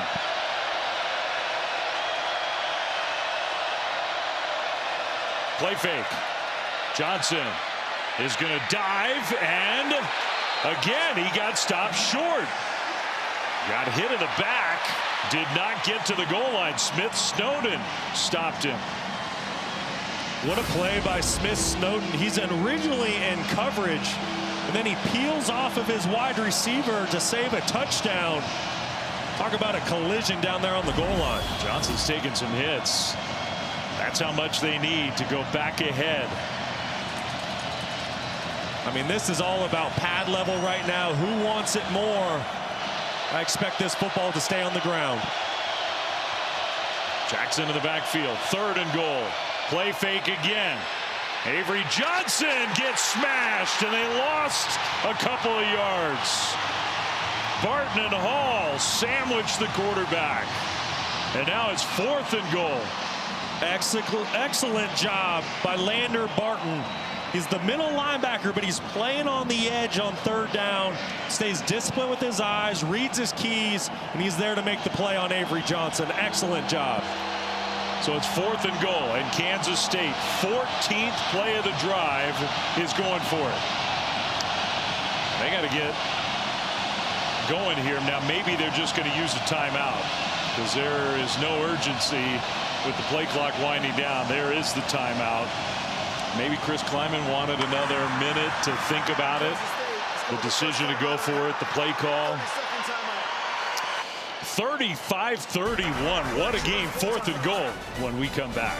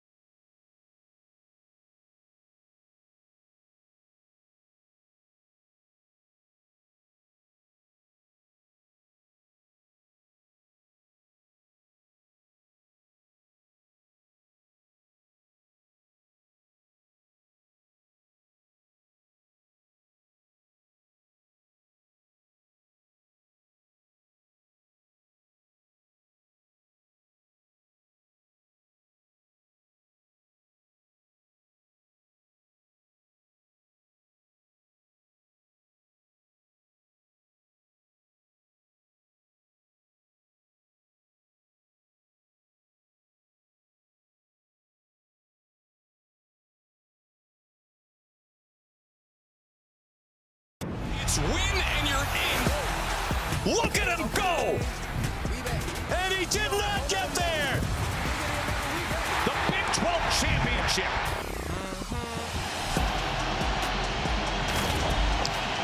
Well, 4th and goal out of the timeout. 1:48 to go, third quarter. Kansas State with the ball, and they need 3 to get the lead back. If you're Kansas State, you have to expect that Morgan Scalley's going to bring pressure here. That is what he does in these situations. If he plays man and brings pressure, I want to work one of my big tight ends on the outside. Great matchup. But if they play zone, that's where you have to be able to run the football in. Low snap. Johnson throws wide open. Touchdown. Well, they got there quickly. They got the playoff. It almost got blown up because of the bad snap, but exactly what you said. The tight end was wide open. Oakley with the touchdown. Just a bust by the Utah defense. When you play man and you bring pressure, it's tough to defend, but you have to give Kansas State a lot of credit. What did they do there? They waited till the last second to break the huddle. Puts a lot of pressure on the Utah defense to understand who you're going to cover, communicate, and make your calls. Excellent job by Matt Wells and his offense. Just got a little chillier for the shirts off gang in the Utah student section after the Kansas State touchdown. Extra point up and good. And the Wildcats back up by 3, 38-35. So breaking the huddle late sets this up. And then what you're going to see, this is a man-to-man mesh concept. Here's Oakley. He's going to sneak out to the flat, but keep an eye on the Utah defenders. Nobody covers him. That's what I'm saying. When you break the huddle late, you run to the line of scrimmage, and if you're bringing a pressure and playing man behind it, you got to make sure you account for your man. Excellent play design by Matt Wells. Great execution by Avery Johnson, getting that football over the defenders, putting a little touch on it. You saw that with Garrett Oakley. Silenced the crowd with that one. Yeah, it has to be a good feeling for Matt Wells, who spent a lot of his career in the state of Utah, played against the Utes as a player, as a head coach. He coached against Utah. And he has coordinated a brilliant game today. The Wildcats have 38 on the board. We're not done with the third quarter. I mean, I don't know if brilliant's a big enough compliment. This is a top 10 defense by Utah coming into the game today. 477 total yards and 38 points to go with that for Kansas State. Just an excellent job by Matt Wells in this offense. Averaging more than 10 yards per play. Bray is going to run up and take this one outside the 5. So Daniel Bray gets tackled at about the 23-yard line. Good coverage by the Kansas State special teams unit.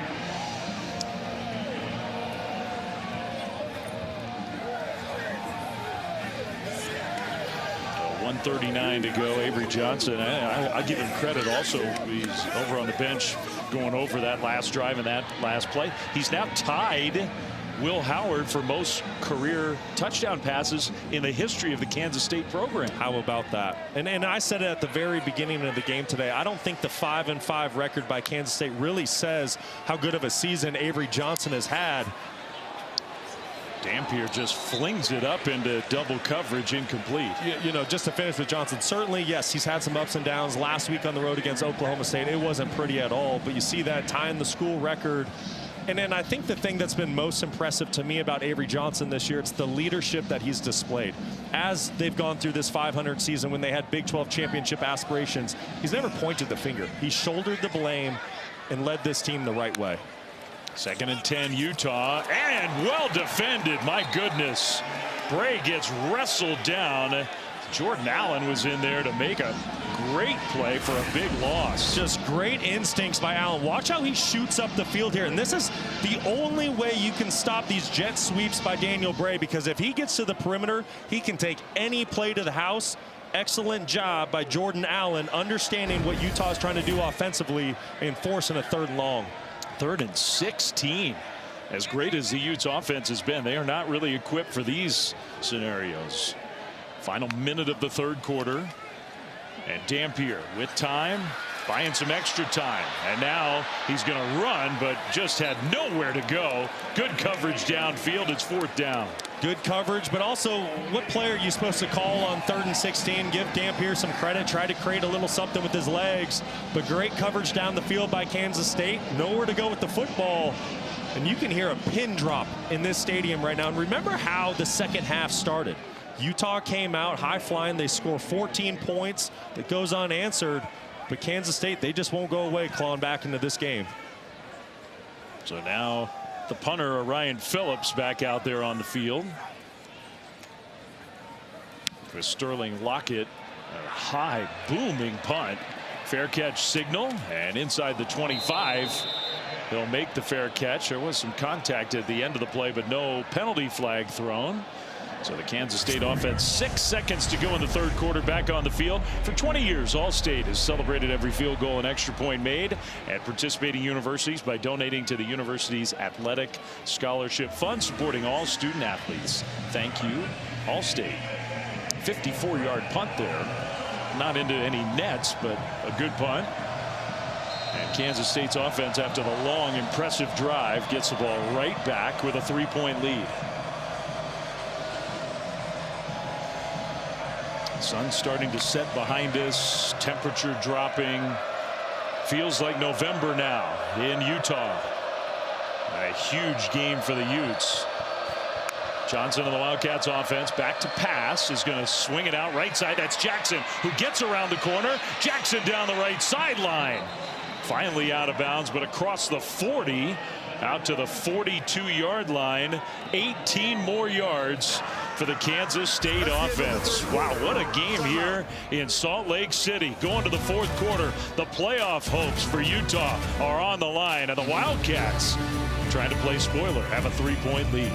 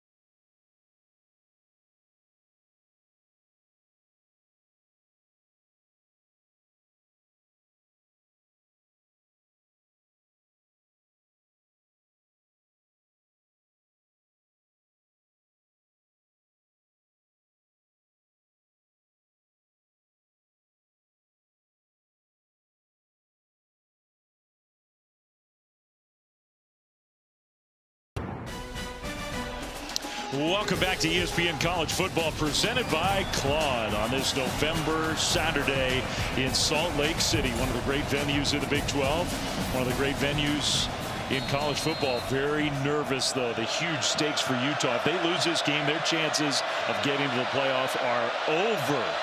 If they win, they've got a real decent chance to get there. Avery Johnson on first down. The quarterback for the Wildcats scrambles and got close, I think about a half-yard short. Another good play call by Wells. Watch when this linebacker vacates with the running back. What does that leave? 5 defenders inside the box against 5 offensive linemen. This is a numbers game that Utah's not going to be able to win unless they can get off of blocks. This Kansas State offensive line, they've been excellent today. And Kansas State now over 500 total yards of offense with the fourth quarter still to play. The Utah's defense just hasn't been able to stop them at all.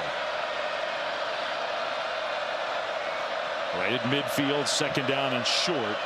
Jackson having the big game is going to get the ball from Johnson. Jackson, there was another hole there. He got tripped up, and you can see him pound the turf with his fist because I think he thought he had another chance to go all the way. It was close. Arm tackles aren't bringing down Jackson today. Another great job by the offensive front. Offensive tackle and guard just did a great job of washing the Utah defensive lineman down to start that play. Well, first down, Kansas State on the move again.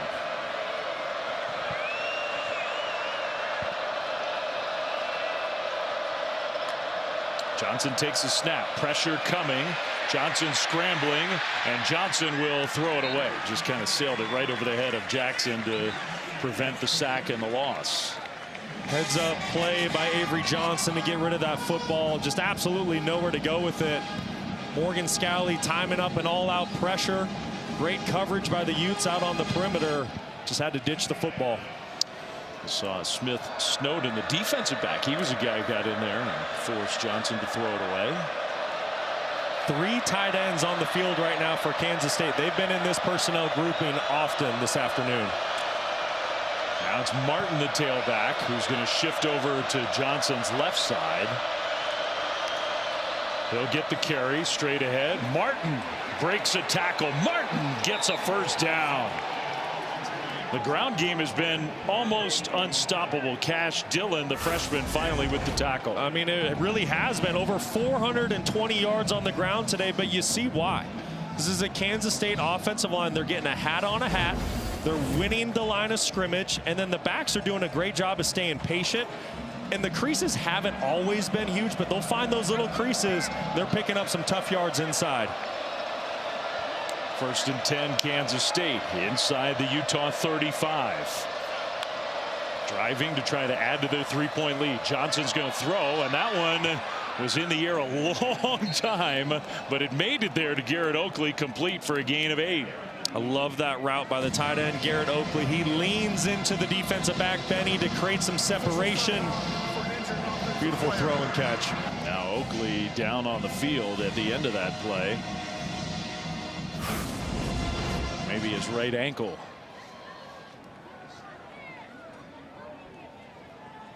Looks like that left ankle as Jackson Benny comes down, lands right on Oakley. It's put into an awkward position. Yeah. Now Garrett Oakley, who has another touchdown catch, 13 career touchdown receptions. That's a good sign for K-State. He gets up and walks back toward their sideline. 6 touchdown catches this year. Those 13 are a school record for tight ends. He's a big-time player for this Kansas State offense. Hopefully he's okay and able to get back out there in this game. 2nd and 2 for the Wildcats. 7th play of the drive coming. They moved 50 yards already. Joe Jackson having a record-setting night back in the game for the Wildcats. Morgan Scalley, I mean, he's one of the better defensive coaches in the country. He has had no answers. 2nd and 2. And I think K-State moved. Utah thought they did. And False start, offense, number 80, 5-yard penalty, second down. So Will Ancio just getting a little bit of a head start for Kansas State. A couple times today this has happened when Avery Johnson has tried to snap the football using a voice cadence. You can see there he's not on the clap, he's using his voice. And right now Kansas State's down by the Utah student section. I just think it's too loud to try to use your voice in shotgun.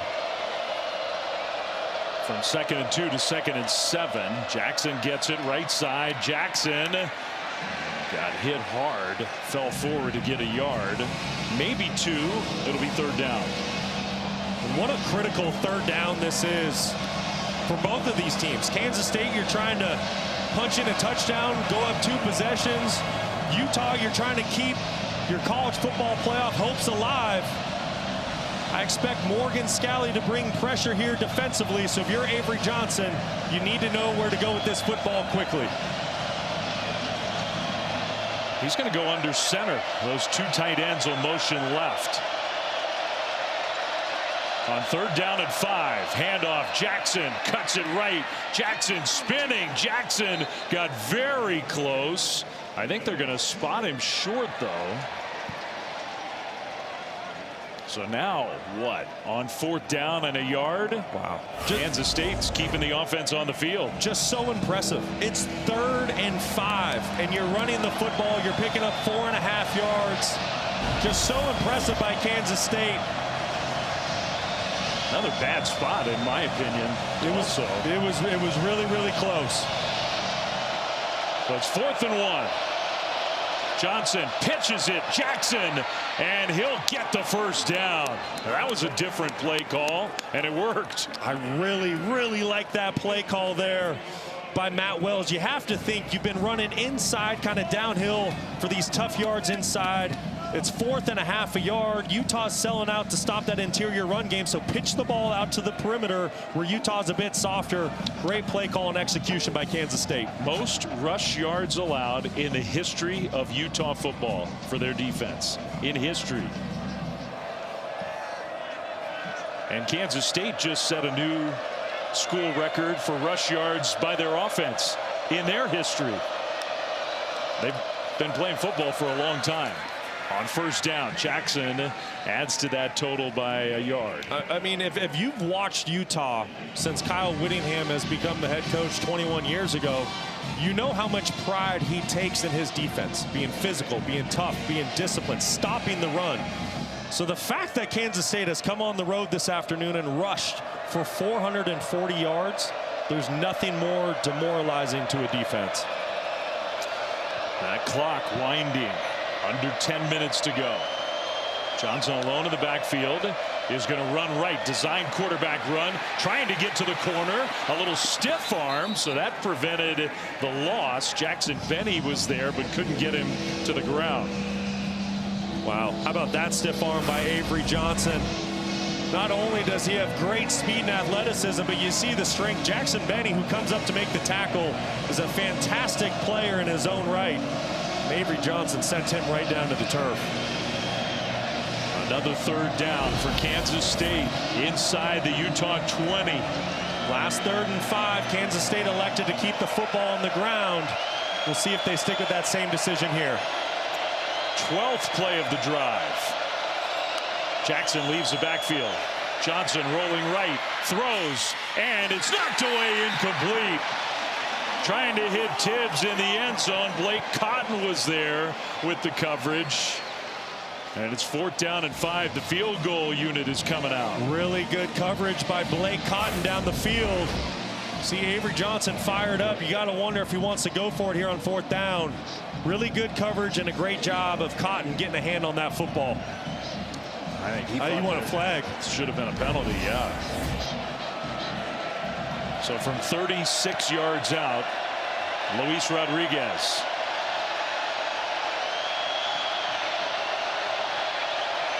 Good snap and hold, and that kick is good.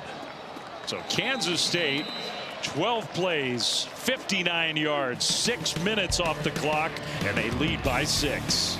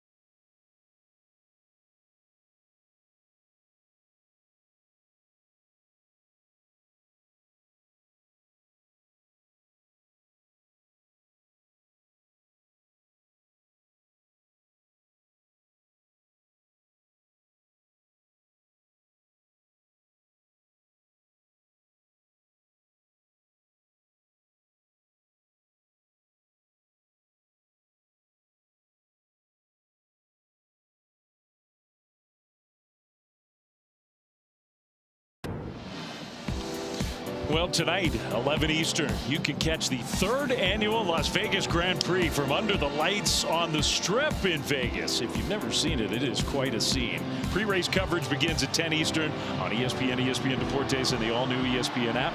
Maybe Stormy can make it home in time to catch the race in person. She'll get a watch from the air maybe as she's landing. Oh, even better. Bird's eye view. Kickoff, Utah down 6. Playoff hopes on the line. Bray, the kick return, and nowhere to go. The special teams coverage for Kansas State has been excellent in this game. 8:45 to go in the 4th quarter. Our college football playoff rankings brought to you by Verbo. We include the top 12 because that includes Utah. They're not going to stay at 12 if they can't come from behind and win this game. No, and that's first and foremost. But then I think Utah fans, they're really keeping their eye on what that Oregon USC score was. Oregon kind of handling business, it seems like, late in Eugene. What happens with Notre Dame next week? Obviously, they smoked Syracuse today.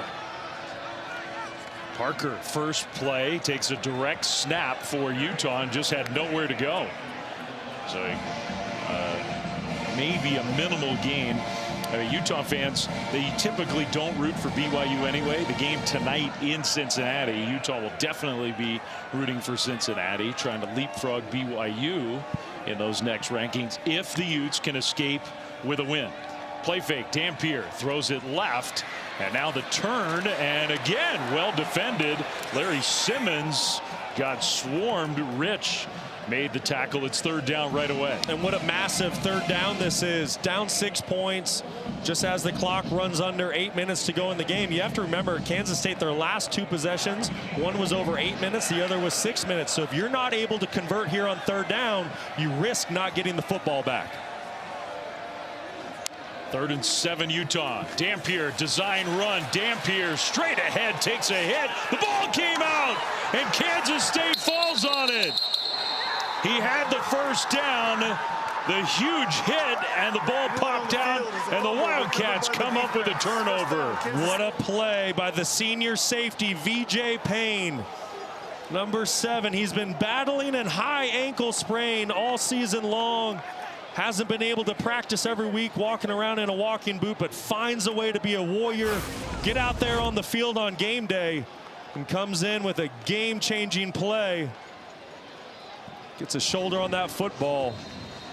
What a play. And I think it was Cody Stufflebean who found the ball on the turf, made the recovery.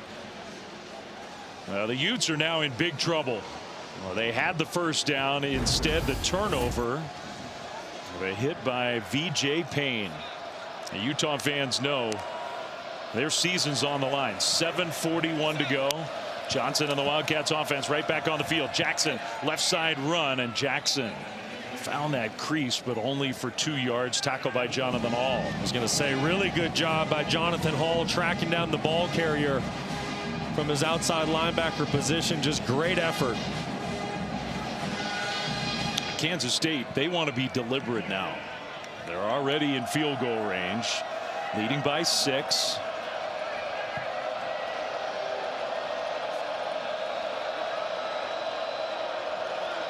They'll shift and hand it to Jackson straight ahead. There goes Jackson. Joe Jackson, an all-time night, into the end zone for another touchdown. 24 more yards. 47-35. And Kyle Whittingham, the headsets come off. He's sick of it. Almost 500 rush yards for Kansas State today. The most Utah's ever given up. The most Kansas State has ever had. Joe Jackson's had the most rushing yards for any one player in the history of this stadium. And that one has silenced this crowd. Unbelievable afternoon by Joe Jackson. 291 yards on the ground and 3 touchdowns to go along with it. Just playing inspired football. Kansas State going for 2. Johnson is going to throw, and it's knocked away, deflected, and actually intercepted. There is a penalty flag. Returnable, and here goes Utah. Teo Johnson. Avery Johnson trying to catch him. Teo Johnson angling, and he's going to go all the way. Now there is a flag back in the end zone, so this one might be negated by the penalty. And we just got some conditioning in for everybody, maybe for no good reason. Fireworks are going off, but I think this football is coming back. It's going to be pass interference on Smith Snowden, who's out in coverage on the tight end, Lincoln Cure. You see on the right side of your screen, the contact happens earlier in the down. There is no foul on the play. The result of the play is 2 points for Utah. Wow, so they just picked up the penalty flag, waved it off, and Utah gets 2. I mean, that's huge. Chris Kleiman is just losing his mind over on the sideline.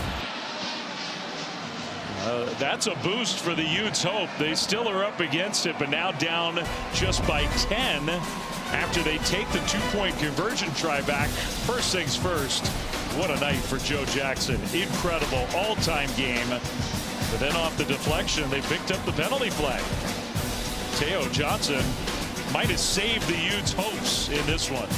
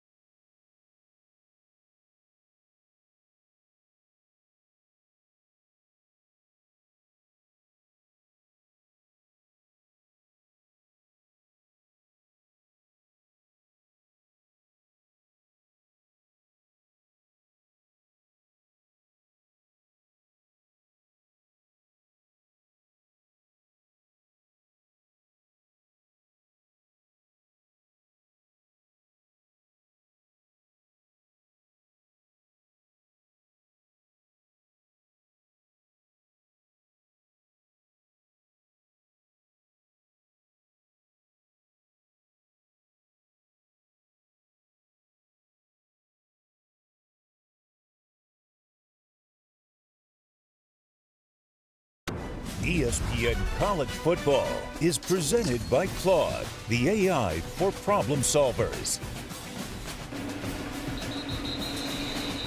All right, back to action very quickly. The kickoff after just a crazy sequence. Kansas State gets a turnover, gets a touchdown, goes for 2. And a penalty overturned. The 2-point conversion actually goes the opposite way. So with 7 minutes to go, 10-point deficit for Utah. Quick check in studio with Kevin.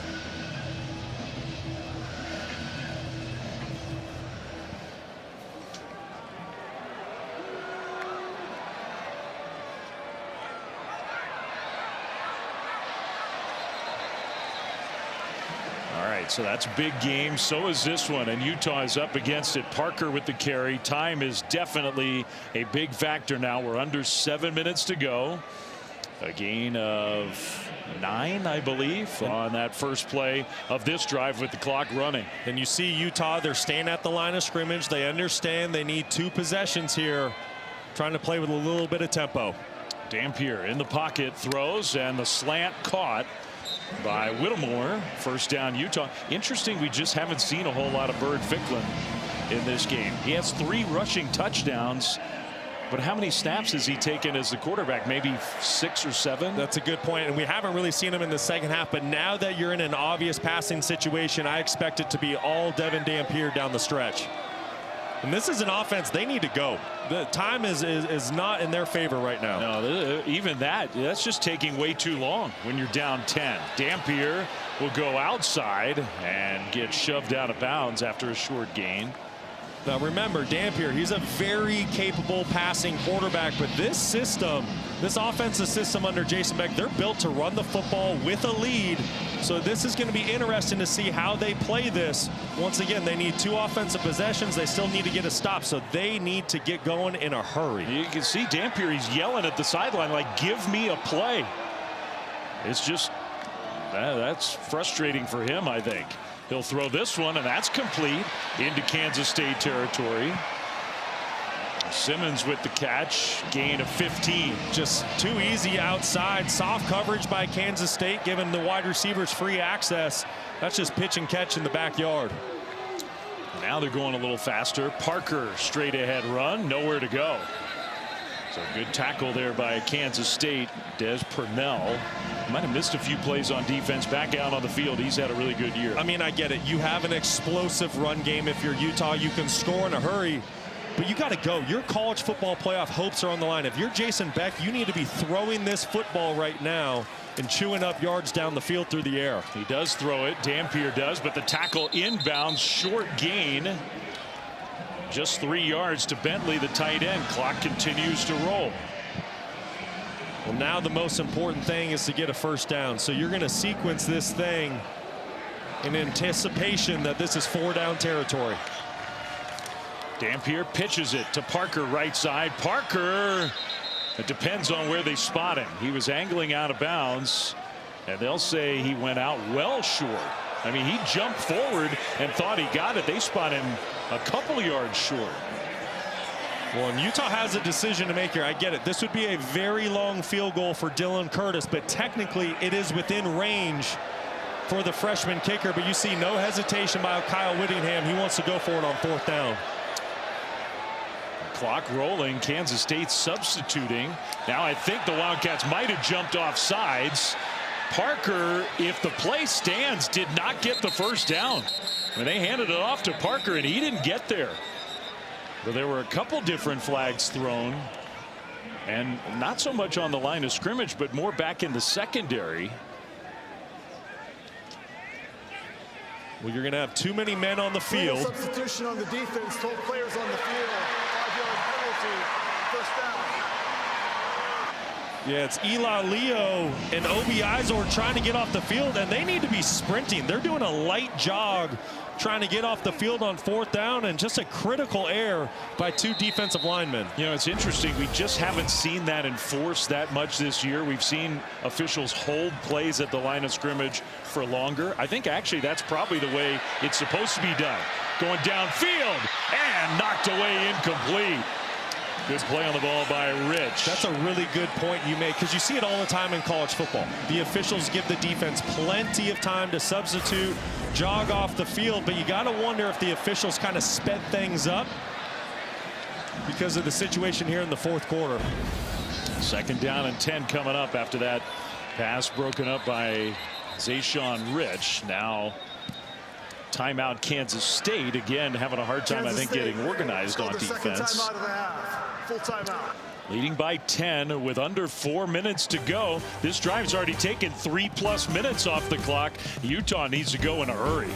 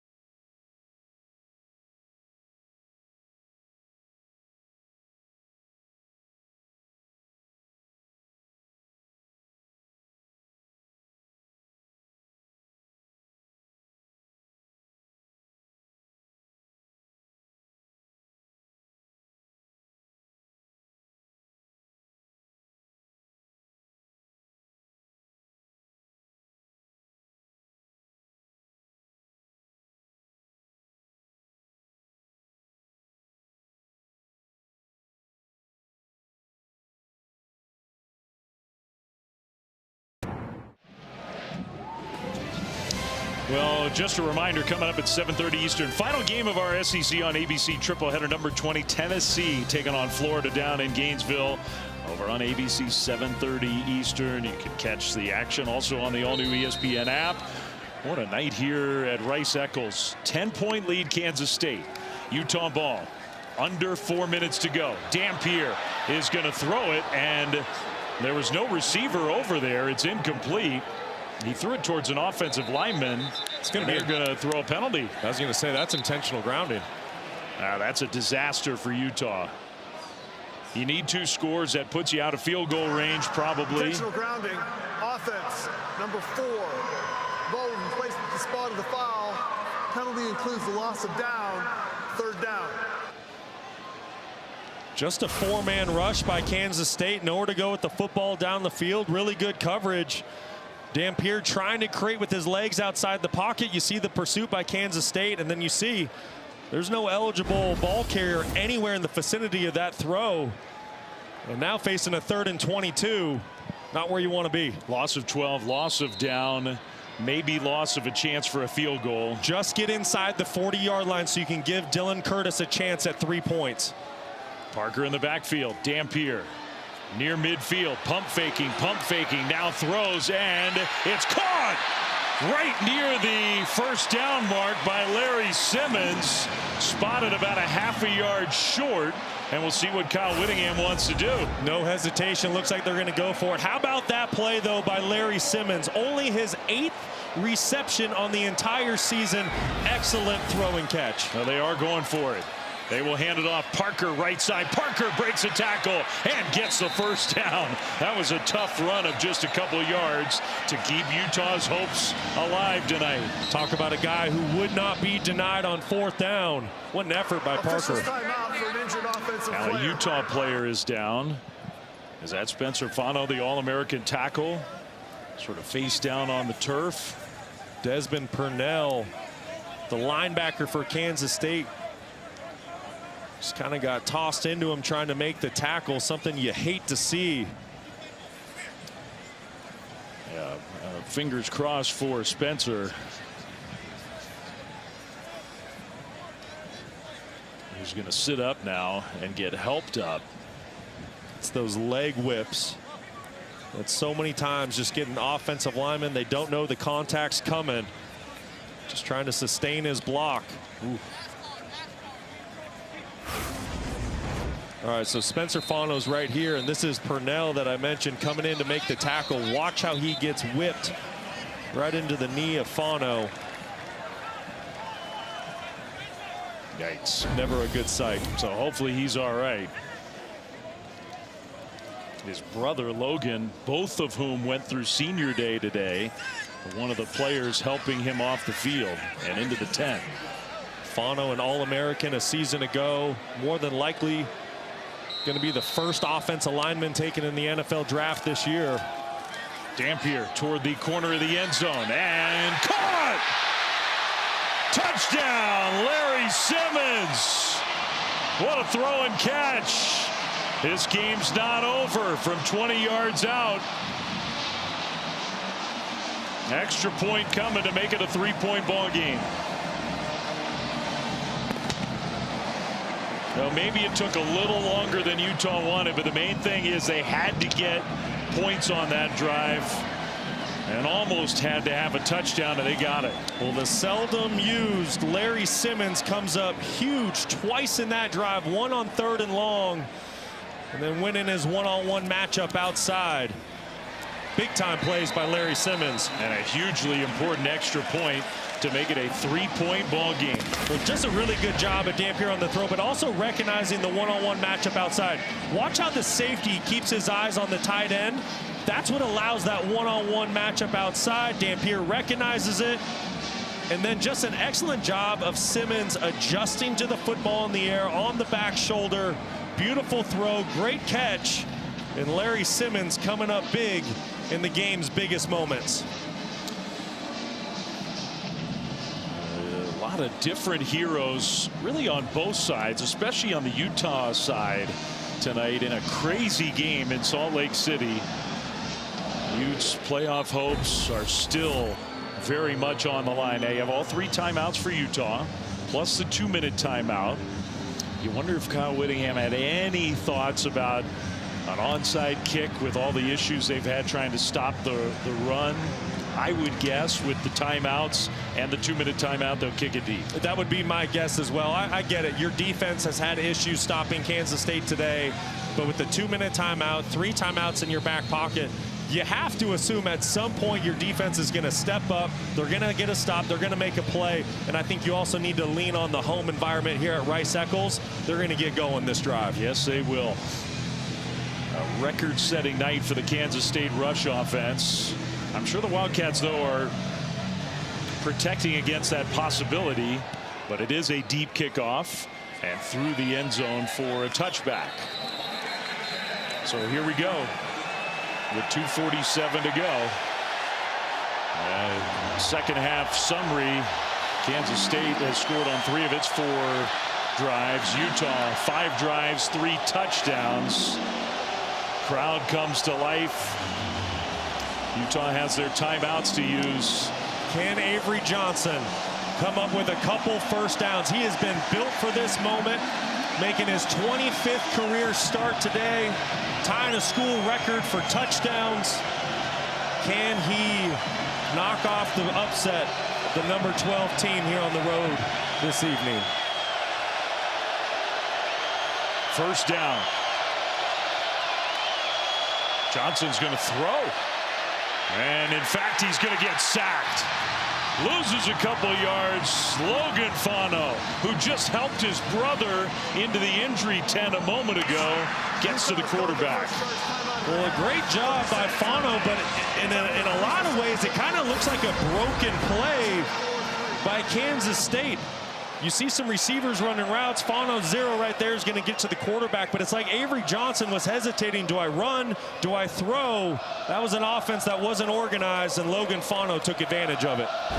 Timeout, Utah. They have 2 left. You start using those timeouts, you have to get the stop here. If Kansas State gets even 1 first down, they're almost certainly going to win this game. Yeah, and how do they get that first down? You know, I'm really surprised of that play call on first down. As good as they've been running the football between the tackles today, I really thought Kansas State would stick with that. We'll see what they call here on second down to make this a potential 3rd and manageable situation. Out of the timeout, 2nd and 11. Jackson shifts around in the backfield. They're going to give it to Jackson, and he's got nowhere to go. Another timeout. Maybe a couple yards. 3rd down coming up. Well, if you know Utah football, you know Morgan Scalley's going to bring pressure in the game's biggest moments, and that's exactly what he does with this corner cat.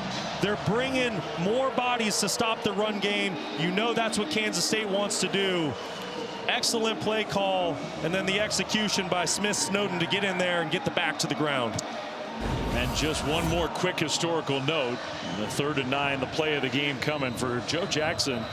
That run just broke Darren Sproles' all-time single-game Kansas State rush record. He's got 293 yards tonight. What a day for that young man. Sophomore out of Haines City, Florida. Career night here on the road.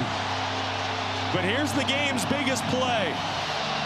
3rd and 9. How can you pick up a first down if you're Kansas State? You know Morgan Scalley's going to play man coverage and bring pressure. You're down your top wide receiver in Jace Brown.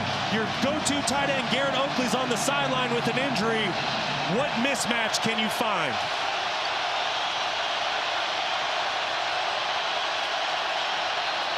Johnson, pressure coming, delivers the ball, but the tackle in the open field, and Tibbs is stopped short. Kyle Whittingham uses that final timeout, and Kansas State is going to have to give the ball back. Well, what a stop by this Utah defense. We said it. You know Morgan Scalley's going to bring pressure. So there's 3 defensive backs for the 3 wide receivers. Excellent job of Smith Snowden driving on that inside slant route and forcing a punt by Kansas State. I mean, you want to talk about a big-time play. As a defensive back, You know your season is on the line. Your college football playoff hopes are on the line, and you know you're one-on-one with no help outside. That is an elite play by Smith Snowden. And remember, Brock, the two-point conversion, penalty flag picked up, tip play, 2 points for Utah means this is a 3-point game, not a 4 or 5-point game. A field goal can tie it. The punt, kind of a line drive punt, and it is returnable. The turn upfield, and a tackle close to the 30-yard line. That's where the Utah offense comes back on the field. No timeouts, but the 2-minute timeout looming. Dampier in the. This is the play we were talking about. Look at the top of your screen. That's Smith Snowden in coverage on Kira, the tight end. Flag is originally thrown. You mentioned it, Dave. The ball's returned. Flag ends up getting picked up. If that was originally a no call for defensive pass interference, I would be okay with that decision. But the fact that the flag was thrown, there was some contact. I mean, that's really the story of the game with 2:25 to go. Otherwise, Utah would have to go score a touchdown. Now, a field goal could tie it. Dampier across the middle, and a pass caught, then the ball's out. And Kansas State has it, but they're going to say incomplete. Simmons had it. Incomplete pass. Second down. And Utah would do well probably to get to the line and snap another play. Boy, that was really close. I don't think Larry Simmons had time to have full possession of that and make a football play. I think it was a good call. Yeah, great call by the officials. 2:19 to go. 2nd and 10. Dampier throws right side, pass caught, and then the shove out of bounds. Whittemore with the catch. Good job down and short. Really good job of recognizing the soft coverage to the boundary. Take the gimme throw to make this a 3rd and manageable. A long field goal, you need at least probably 25 more yards. Option play. And Parker got tripped up. He did not get there. So now the 2-minute timeout comes, and Utah needs a yard. Rich is down on the turf. We'll take a timeout and come back for the final 2 minutes right after this.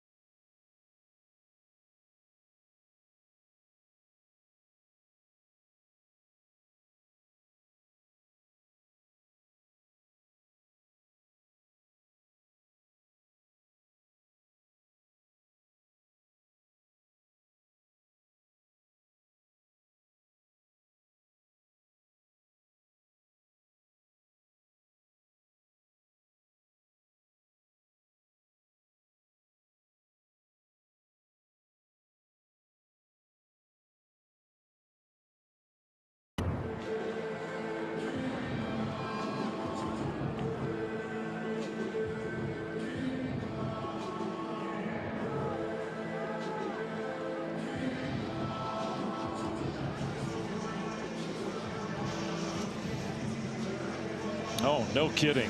Just amazing game here in so many different ways. And it comes down to this. 4th and 1 out of the 2-minute timeout. Utah's season on the line. They need a yard. Dampier with Parker is going to fake it. Dampier straight ahead. There he goes. Dampier inside the 30 to the sideline. Inside the 5.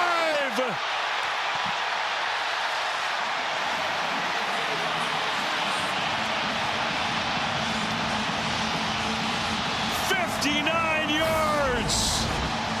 Well, watch what the jet sweep does to the defense. It pulls some defenders out of the box. It creates some hesitation, and that is all Devin Dampier needs for the game-breaking play. The slightest hesitation, and he'll make you pay. Handoff. Parker gets stuffed, stays on his feet, and now is going to go down. Utah figures they've got the field goal to tie cinched, but they want a touchdown to try to win this game. Absolutely. You don't want to take this thing to overtime if you don't have to. I mean, your college football playoff hopes are on the line. You're down there on the inside the 5-yard line. Utah, one of the best red zone offenses in the country this year, scoring touchdowns at 80% a clip. 2nd and goal. Dampier. Dampier did not quite get there. A yard away. Oh, my goodness. What final minute. Kansas State is going to use its last timeout. Chris Klieman had to run about 50 yards out on the field to get the timeout. Dampier thought he got in. He was spotted short. Well, good effort by Dampier, but how about the effort by Travis Bates, 39, to hustle down the line of scrimmage? Otherwise, Dampier's punching that one in for 6 and taking the lead. Inches away. So now you think through it. You got 54 seconds on the clock. If somehow Kansas State could stop them, and it's 4th and goal, if you're Utah, do you try to win the game? Well, that's the real decision, right? That's what Kyle Whittingham has already made a decision on. And if you followed him over the last 21 years that he's been the head coach here at Utah, he's one of the most aggressive guys when it comes to these situations. I would be shocked if they don't go for the win. So he's telling his offensive coordinator, Jason Beck, right now, if that's the case, hey, you have 2 plays to go get a half a yard. And you got to think the football is going to stay in Devin Dampier's hands. An all-time crazy game here tonight. More than 1,100 yards of total offense. And Kansas State, record-setting night of rushing offense. But now Avery Johnson has to be over there thinking he may still have some work to do on his end if Utah can tie or take the lead.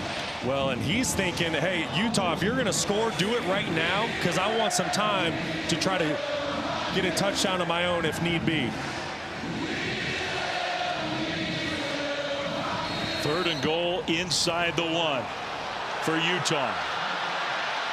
Parker and Dampier. Parker in motion. Dampier keeps it. Dampier, touchdown, Utah!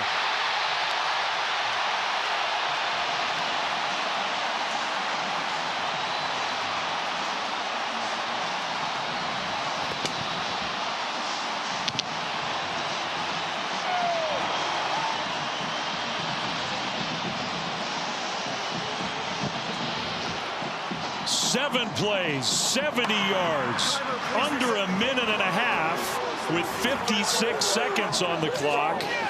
And a very big extra point coming up here. The Utes' playoff hopes are still alive. How about that effort by Devin Dampier? Talk about a quarterback that would not be denied. He met linebacker Desmond Purnell, all 232 pounds of him in the hole, and punch that football in. Extra point is good. That's huge. Now Kansas State is going to need a touchdown. Well, how did they get down there? It's this explosive run by Dampier. The jet sweep by Utah gets that Kansas State defense just to hesitate just for long enough to allow Devin Dampier for the big breakout run. And then that's what I mentioned. That's Purnell and Dampier meeting in the hole at the goal line. Who wants it more? And Devin Dampier would not be denied. Absolutely incredible. Utah was down 47-35 with Kansas State lining up to go for 2. Tipped ball, interception, take it back the other way to get 2 points for the Utes. Touchdown, touchdown. It's 51-47 with 54 seconds left, and Kansas State out of timeouts. What a ball game we witnessed this afternoon and evening here at Rice-Eccles Stadium. Whichever team ends up losing this football game, you just feel so terrible for, because both teams have completely laid it all out on the line. What a performance by both Kansas State and Utah.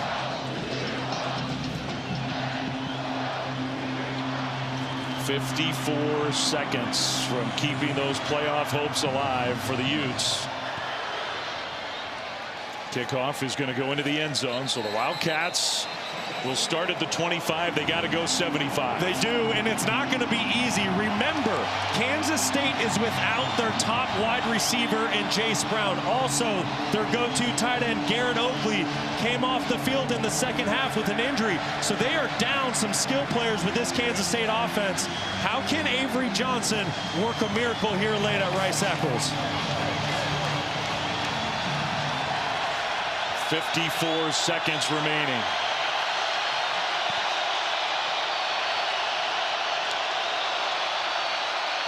Johnson in the pocket is going to throw. Triple coverage over there, intended for Tibbs, incomplete. Well, really good coverage by Utah. We know how much man coverage they want to play, but with the lead in just 49 seconds and Kansas State with no timeouts, they're going to play more zone coverage. That's exactly what they did. Just nowhere to go with the football for Avery Johnson.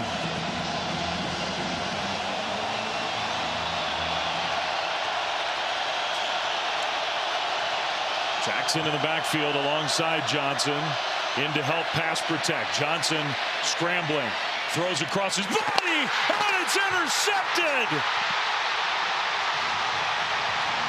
The senior, Lander Barton.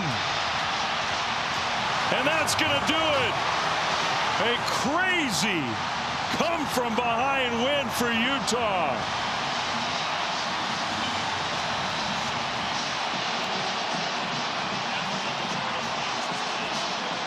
A guy who grew up coming to this stadium, watching the Utes as a little kid, dreaming of playing for this team. His final game in the uniform in this stadium, and the interception to clinch it. I mean, it's just like a Hollywood movie for Lander Barton. What a play. Avery Johnson trying to create outside the pocket. See Morgan Scalley, defensive coordinator, celebrating with Kyle Whittingham. But it's Lander Barton who puts the nail in the coffin for Kansas State, who brought their A game today.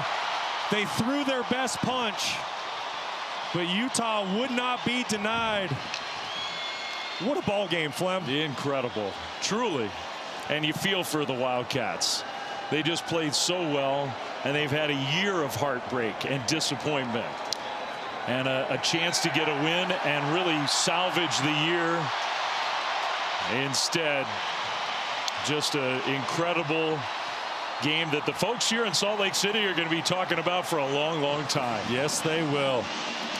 How about that fight and determination by Kyle Whittingham's ball club as the two head coaches embrace that midfield. So much respect for one another. And Devin Dampier was the star of the show when his Utah team needed him most late in the fourth quarter, orchestrating a huge run on fourth down and then punching it in on the ground down on the goal line. Just unbelievable. Lander Barton, number 8, right in the middle of your screen. Just working the zone coverage. Football comes right to him, but he makes a great play. And I mean, that's stuff that Hollywood movies are made of. Like you said, Flem, Lander Barton, a kid that grew up coming to games here at Rice-Eccles Stadium. It's senior night, and he puts the nail in the coffin for Kansas State. He will never, ever forget that. Neither will Devin Dampier down with Stormy. No doubt about it, Dave. What an unbelievable game. When you saw Lander Barton pick off that pass, you rushed out onto the field. What were you thinking in that moment? Man, shoot, man, we battled all game. Adversity definitely hit us. It's probably the most we've ever had it. And I love the way we responded. We fought to the end, and man, just for Lander on senior night to clinch that moment like that, a huge moment for him, but a huge moment for these seniors to go out with a W at Rice-Eccles Stadium. Take me into that final offensive drive, 4th and 1. When you rip off the 59-yard run, what was going through your mind? Yeah, just before that, the whole O-line said, Dad, we're going to make those holes open. We're going to block for you. Receiver said we're going to catch the ball, give it, put it our way. Man, we got to a 4th and 1. Man, I told Coach, believe in me, put the ball in my hands. And, man, when we got an offensive line like that, I was able to hit it and able to get us a touchdown. So very happy the way our offense came out on that last drive. Cap it off with the game-winning score. For you guys as a team, this win was so important to keep any hopes of the college football playoff alive. How much were you guys thinking about that late tonight? Yeah, I mean, man, not during the game, but before the game, we knew what was at stake. Had to win out to make it to that college championship playoff. So, oh, shoot, man, I'm so happy. I'm just so happy the way we performed, man. Man, I love this team, for sure. You earned it. Enjoy it. Thank you. Appreciate you. 2 touchdowns passing, 2 touchdowns rushing, and 1 big smile for Devin Dampier. I was going to say, I'd smile like that, too, if I was Devin Dampier. Tell you what a win for the Utes. They are battle-tested. If they can find a way into the college football playoff, look out. This team's dangerous. Happy birthday, partner. Thank you. That was a good present, wasn't it? 35 good years. For Brock Osweiler, for Stormy Bonatoni, for our whole crew, Dave Fleming saying, thanks for sticking with us. Crazy, great game. Let's get you to studio with Kevin Connors.